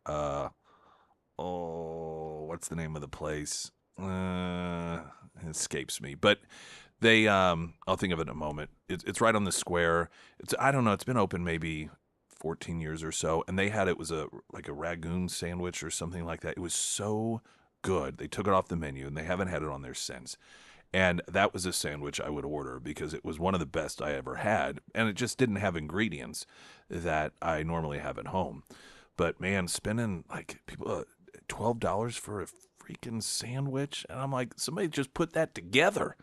They didn't do anything. And sometimes you get to watch them do it. Yes. It's not you didn't cook anything. You just assembled. You just put it together. And that's just me. There's nothing wrong with selling tons of sandwich places. But yeah, anyway. So I had a sandwich at home, and it was There quite you go. lovely. It was quite And delicious. today we get Godfathers. Mm-mm. Yes, we do. And I always start with the salad bar. See, one of the things I do like about the Godfather's Pizza salad bar is, although it's somewhat compact, I don't like iceberg lettuce. To me, iceberg lettuce is, I might as well eat packing peanuts. It's a total waste of time. It is an excuse to just eat salad toppings and salad dressing. I like the darker leaf stuff. A lot of time I love arugula, spinach, whatever the purple stuff is, and the salad bar there, at least the Springfield location, with their all-you-can-eat buffet that they have, and then the salad bar, it has the option of not only the iceberg lettuce, which I know a lot of people like, but then it has the darker leaf stuff. That's what I like, and it's better for you. So it makes me feel better than people who get the iceberg lettuce, superior in terms of my health choices. And then I put unhealthy things on it. But so that's today, lunch bunch. You want to sign up, have a chance to go to Godfather's Pizza, join us for lunch at the Springfield location, then just go to KSGF.com, get yourself signed up for the lunch bunch. And if you win, then you'll join us along with up to 5 people of your choosing for lunch. And of course, they've got 4 area locations, free delivery. Well, I think it's within a certain area, obviously. And then the Springfield location, again, has that buffet. All right, there's another Swalwell accuser that has come forward, had a press conference, claimed that Swalwell drugged her drink and violently raped her, including choking her. She thought that she was blacked out. She thought that he was killing her. And listen, there's a lot of talk about whether there will be enough evidence to charge him with rape, but I don't know that attempted murder can't be thrown in there as well. I mean, Now, of course, I'm sure he would claim that it was consensual and that she wanted to be choked. But if you get choked to the point that you really thought that you were going to die, is that going to somehow play into whatever charges may come about? As accustomed to getting away with this sort of thing as Democrats have become, because of all the focus and the number of these women who have come forward, and particularly when you start talking specifically using the term rape and talking about being choked and drugged, Bill Cosby, this gets to a point in which even some of your allies, politically speaking, can't just make it go away.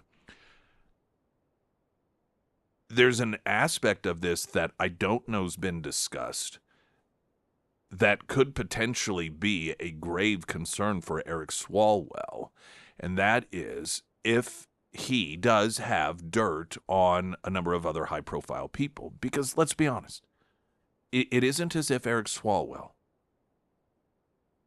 is an anomaly when it comes to this sort of behavior, particularly within the Democrat Party.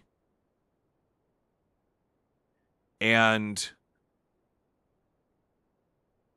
it's often assumed that, of course, birds of a feather, does Swalwell have information on others that may not even necessarily be sexual in nature, but in terms of bribery or any other sort of form of corruption?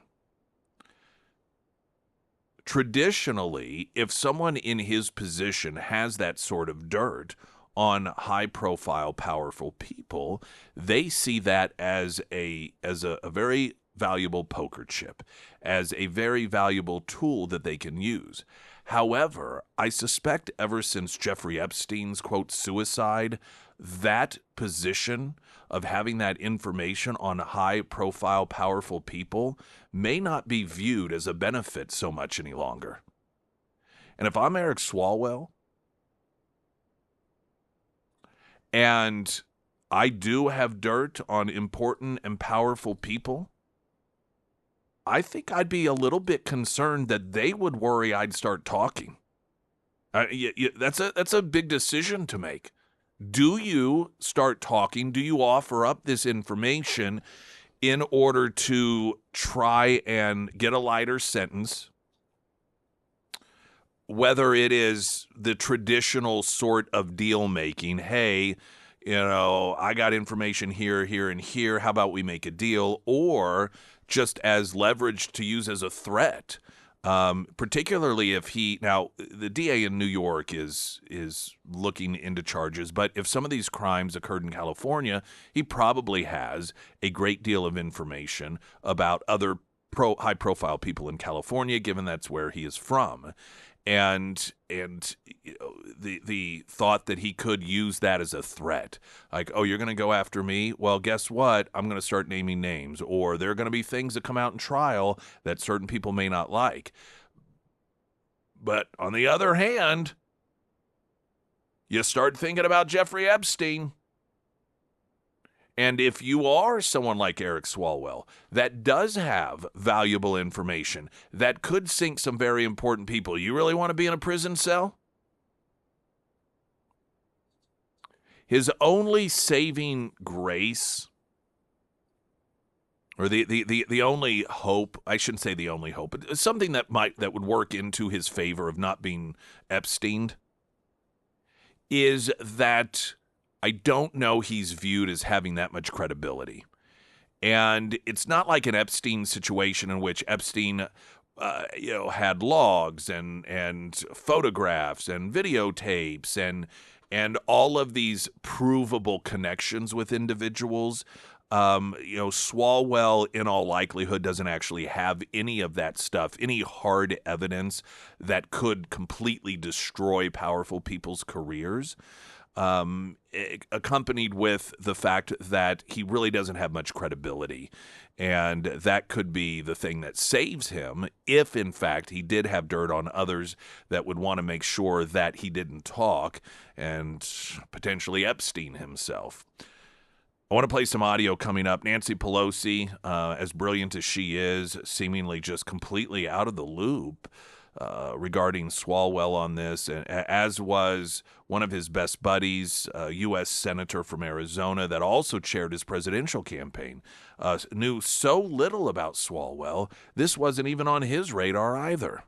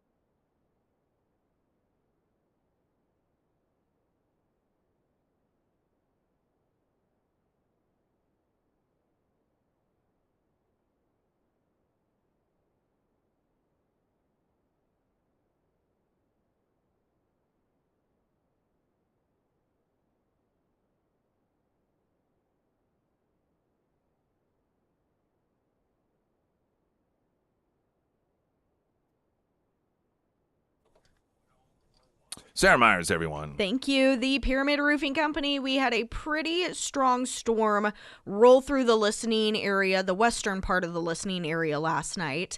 If you're getting ready for work, or you're noticing yellowing on your ceiling, or hey, you walk out that door and you have shingles in the front yard, make sure to reach out to the Pyramid Roofing Company. The Pyramid team, they offer free roof inspections and emergency tarping services. They won't upsell you and they won't use scare tactics on you. And they also offer discounts on new roof installs for our military and our first responders as well. So if you do have storm damage to your roof, schedule that free roof inspection with Josh and his team over at the Pyramid Roofing Company. You can find all of the contact information for Pyramid Roofing under the Sarah's Endorsements tab at ksgf.com. This is Nancy Pelosi being asked about Swalwell and Republican accusations that Democrats knew about this. Some Republicans and others are saying that Democrats turned kind of a blind eye, that they knew what he was up to. No, it's or not what the true. allegation. That is absolutely positive. And it's true that they may say that, but it is absolutely not true. You had no idea. None whatsoever. None whatsoever. I had none whatsoever. Yet another brilliant Democrat woman. The framing of that question, by the way, was not the best framing. If you notice, it was, well, Republicans say that you turned a blind eye, instead of just straight up recognizing the obvious as a journalist, like, hey, how did you not know this? See, it can't come from them, because that might give the claim some legitimacy from a journalistic perspective. So they instead use, those Republicans that are always spreading disinformation and falsely accusing Democrats of things. They're saying this.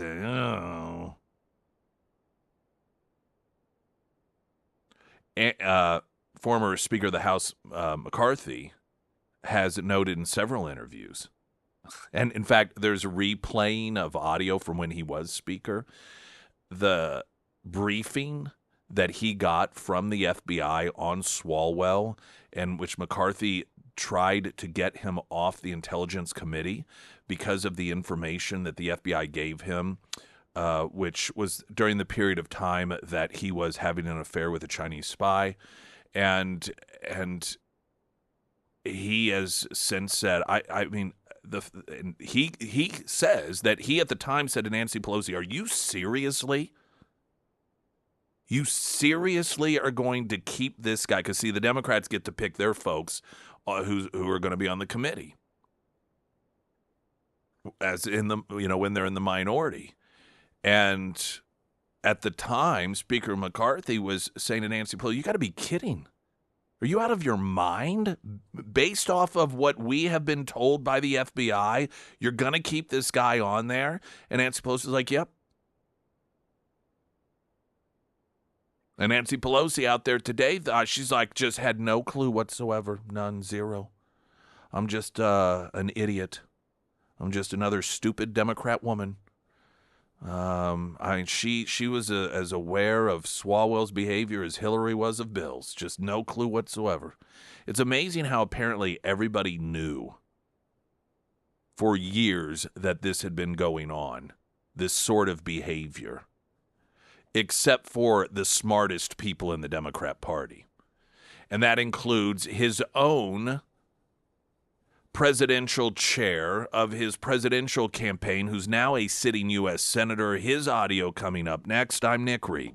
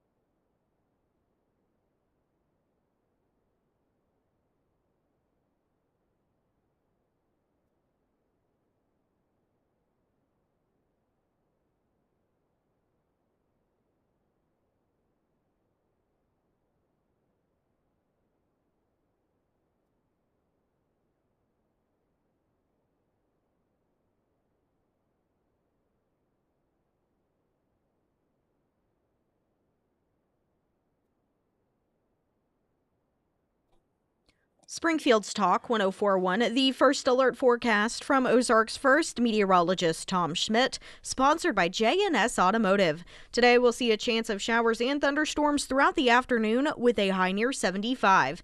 Tonight, showers and thunderstorms with a low around 60. For your Thursday, a 50% chance of showers with a high near 80. And for Friday, a chance of showers with a high near 82. So Nancy Pelosi declared she had absolutely no clue, nor did Democrats in general have any clue Eric Swalwell behaved this way. And listen, this is BS. I predicted all of this because this is standard. This is standard operation. And you just, you don't behave consistently this way in a world of politics in which networking is everything. That's the thing about that particular industry. Networking is everything. Gossip is everything. Telling stories about what happened behind the scenes, that is what politics is. It's human relations. It's about what people do, what people say people do. Of all of the industries in which it would be least likely information like this would not get out, it's the world of politics. It would be as ridiculous as somebody like this, who's the head of of an organization that focuses all on gossip and having a big gossip convention and nobody knowing about this sort of thing. It's ludicrous. But it's a standard playbook. Once it comes out, they all just act shocked. They act surprised, like they had no idea. And everyone knows that they knew. The newly elected U.S. Democrat who beat Carrie Lake for the Senate position in Arizona, his name is Ruben Gallego, and he and Eric Swalwell are best friends. Best friends. Pictures of each other riding horses shirtless. Gallego was the chair of Swalwell's presidential campaign and is believed to be the person that just slightly appears in a video in a hotel room of Eric Swalwell with a hooker on the bed, a video that, according to one congressperson, was taken by an underage girl. So as you can imagine, Ruben Gallego is being asked a number of questions, and like everyone else, he was totally oblivious to this sort of behavior. By the way, the audio isn't the best on this, but you get the content. Swalwell had called you his best friend. You have never asked him about any of the rumors that have been swirling around Democratic politics of his inappropriate behavior? I did. Look, we knew each other differently from everybody else. My family and his family were as close as it gets. Our kids were in baseball camp together. We had dinner together as a family. It was entirely different, I think, what people understand. But when there was rumors going around a couple of weeks ago, not of the full extent whatever in San Francisco Chronicle, I did ask him, and he lied to me. He knew that I just came off a very, very hard campaign for 2 years, where he lied about me and my family for 2 years. He manipulated me to have the same sentiment that I was having back in the day and used as an opportunity to move me to defend him. A couple days ago. How did you not know about the allegations? So considering you chaired his presidential campaign, wouldn't some of this have come up? Some of those allegations predated when he ran for office. Again, this man led a double life. He lied to us. He lied to his family, lied to his constituents. Some of the most powerful people in this country. Even before he ran, he was trusted with some positions that normally we would never think someone like this could do if they're leading that double life. And again, I was manipulated, I was lied to, and everyone else was too. All right, so essentially he's a victim. Now there's two parts of this that are easy to recognize as BS, just in terms of human behavior. One, and this is suggested by the reporter's question. I mean, come on, you were the chair of his presidential campaign. You're telling me this stuff didn't come up? Let me tell you how this stuff works. Anytime you are going to be running for a higher office,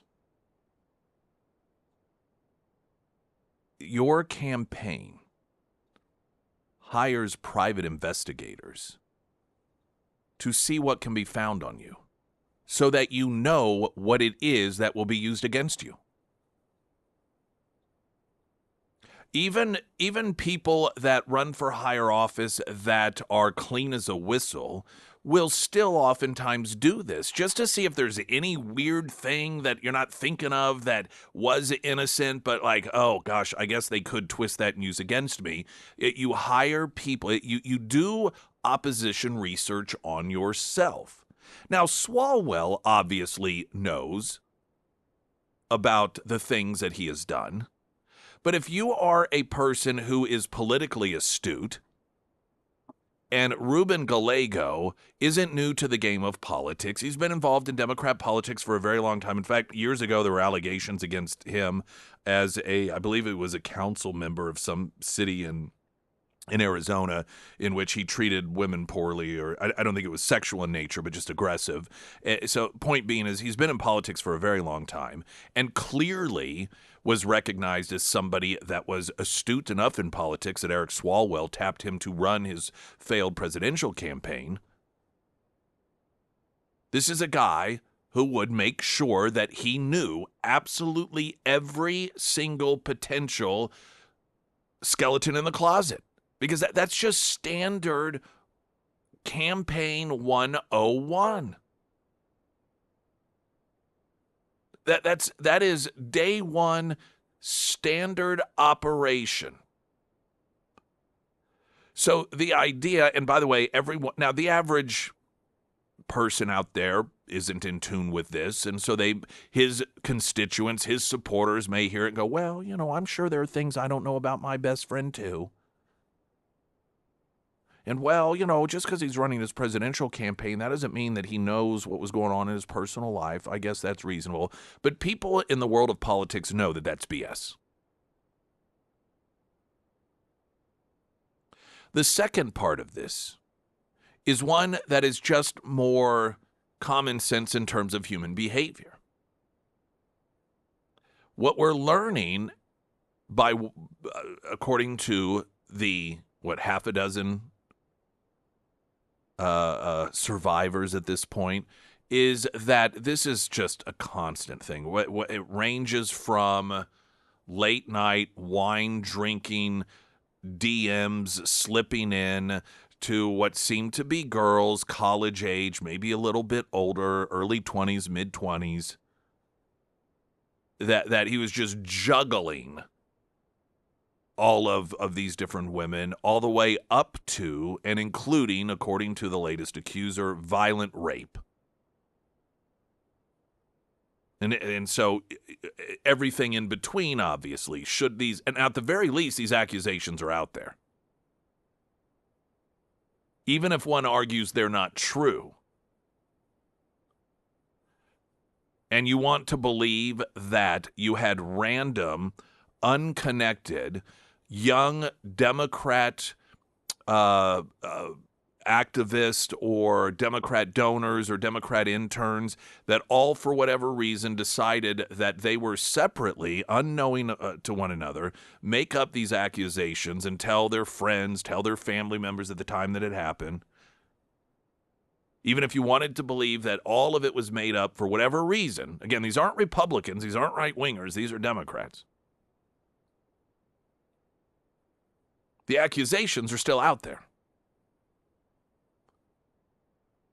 The picture that's being painted of Eric Swalwell is a guy who his lifestyle is one that involves catting around and even being violently aggressive when it comes to women and his sexual desires.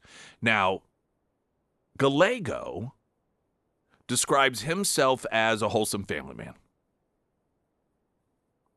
Wholesome family man, home every night, dinner with the family, sitting down. All the t-ball practices, all the things that come along with it. Hallmark family, seventh heaven family.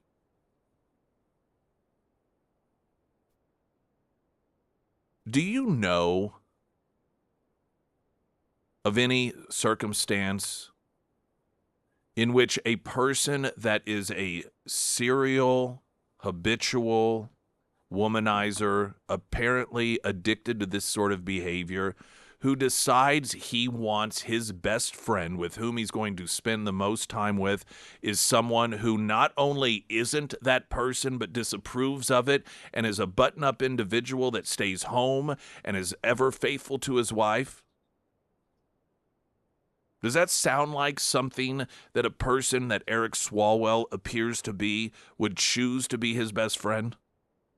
You know, they say birds of a feather flock together for a reason.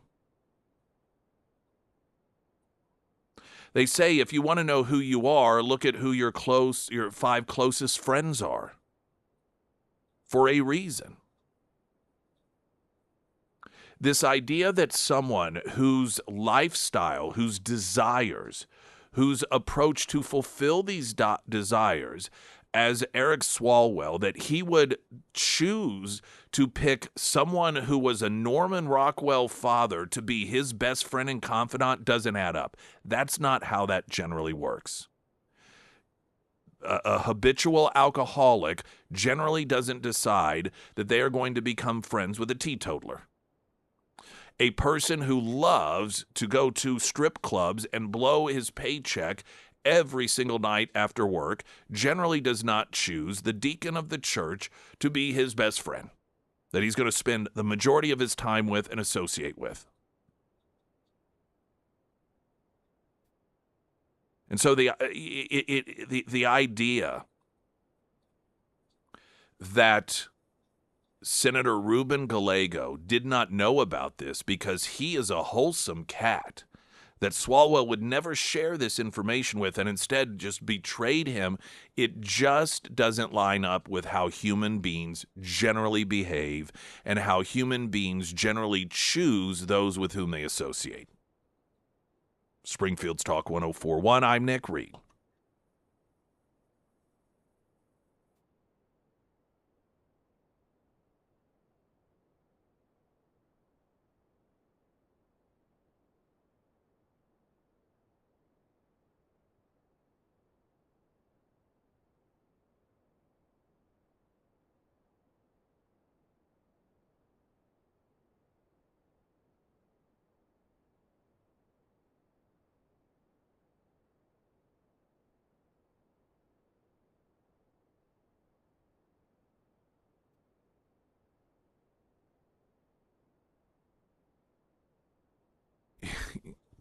This is a good question. Who steps up to run a campaign where the biggest, very well-known skeleton in the closet is an affair with Fang Fang, a Chinese spy, then claims his candidate best friend duped him? That's a really good question. Now, the Fang Fang may have happened after his presidential run. On one hand, my instinct says there's no way he possibly would have run given the fact that he was caught having an affair with a Chinese spy. But again, he's a Democrat, and so I can't fall back on that. Obviously, this isn't a difficult thing to look up. I just don't have it at my fingertips right now. But even aside from that, the fact that he now, even in today's environment, his best friend here acts like he just had no clue that this was the kind of guy Eric Swalwell was. Well, Fang Fang wasn't a secret. That was a 5-year affair.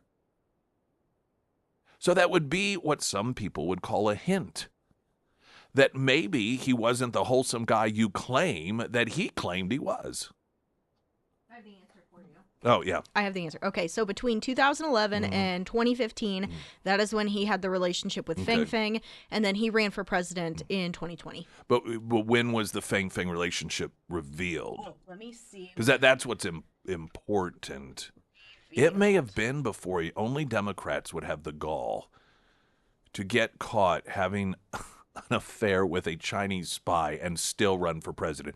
But, you know, you can see why he would have the arrogance to do so because, as, again, Andrew McCarthy pointed out, the FBI fully briefed, not just him but Nancy Pelosi, on the compromised nature of this guy, and she still chose him to be on the Intelligence Committee.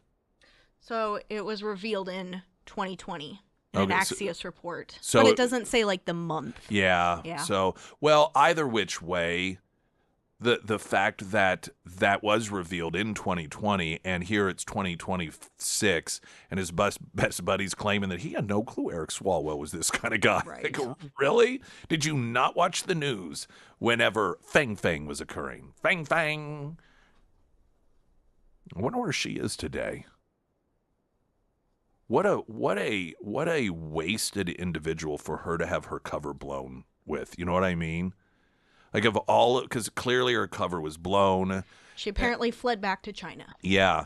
And it's like, and it got blown because of this worthless piece of crap. You know what I mean? Yeah. It's not as if it was a relationship with somebody that was really high profile and significant. Although, again, Nancy Pelosi kept him on that intelligence committee. So maybe, who knows what valuable information she got. Okay. Now, at the same time, you have that piece of crap, Katie Porter, who is a known horrible person, the Democrat congresswoman that is also running for the gubernatorial race in California that clearly is benefiting from Swalwell dropping out. And she, this past weekend, she wrote multiple posts in support of Swalwell's accusers. And then underneath her posting, I love this, got some community notes. I think community note is that on X only, or the community, is that an X thing, the community notes, or is that on Facebook also? I believe it's on Facebook as well. I think it's called something different, but same thing. I just think the community notes thing, what's so valuable about it is it's humorous. Community notes it was sort of a way to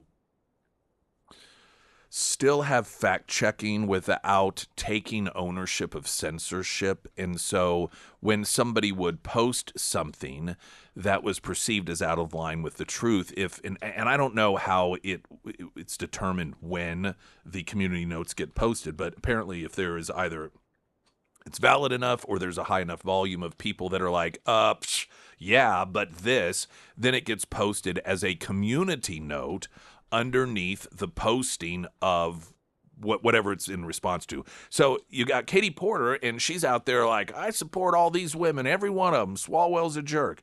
So the community notes that were posted underneath her posting said, quote, the allegations against Congressman Swalwell. Oh, no, this is what she wrote. The allegations against Congressman Swalwell are horrifying. I'm thinking of the courageous women who have come forward to share their stories. We believe you and we stand with you. But ex-users had 3 community notes underneath her posting. Quote, Katie Porter is an alleged domestic abuser who poured scalding potatoes on her ex-husband's head. She's also been seen on camera verbally berating staff for minor slights and has been described as as abusive herself, the first community note read. The ex-users were not about to allow the deranged Democrat to pose as anyone's moral superior. Quote, too often, Porter wrote, men escape any consequences for sexual misconduct by stepping out of power. This is a first and necessary step towards justice because it limits the ability for further harm. I stand with these women as they seek justice. Another community note read subsequent to that, Katie Porter has escaped consequence of physically and verbally abusing both her husband with a pot of scalding hot mashed potatoes and staff. And then there's another posting just regarding her treatment of staff and other members of Congress. And she could very well be the next governor of California. I mean, the thing about the current culture of the Democrat Party that is more telling than anything is that when they have the option to pick any Democrat they want, they pick the worst ones. I mean, we've talked about the Democrat Nazi running for U.S. Senate up in Maine. The guy who had the actual Nazi tattoo, not a tattoo that looked like a Nazi tattoo, but the actual Nazi tattoo. The guy who on Reddit went on about why is it black people don't tip. Claimed that women needed to take some responsibility for being raped and quit whining about it. These are just some of the greatest hits of this guy. He is polling ahead of his Democrat challenger, who is the current governor of Maine and relatively popular as governor. This insistency the Democrats have when they actually have an option to pick someone better, but picking the crappiest people. We've seen it right here in our own backyard with Representative Jeremy Dean. This is the state rep that followed up Crystal Quaid, and there's a restraining order. He can't get within a certain, 50 feet of, let's see. He had to take sexual harassment training and remain at least 50 feet away from a female colleague at all times because of violently sexual text messages that he was sending her, knowing that she was the victim of severe domestic violence, and then mocking her whenever he believed, because he saw somebody was taking a picture of his text and then texted her make sure that it's a clear picture. After it was revealed, and these, I guess in order to protect her and potentially protect other women, these restrictions were put in place. He said the biggest lesson he learned from all of it was that you've got to watch your back, because there are people in Jeff City that you think are your friends, people that you can joke around with, but at the end of the day, they're here for their own political gain. So blaming the victim. And Democrats are going to choose this guy in the primary to once again be the state rep.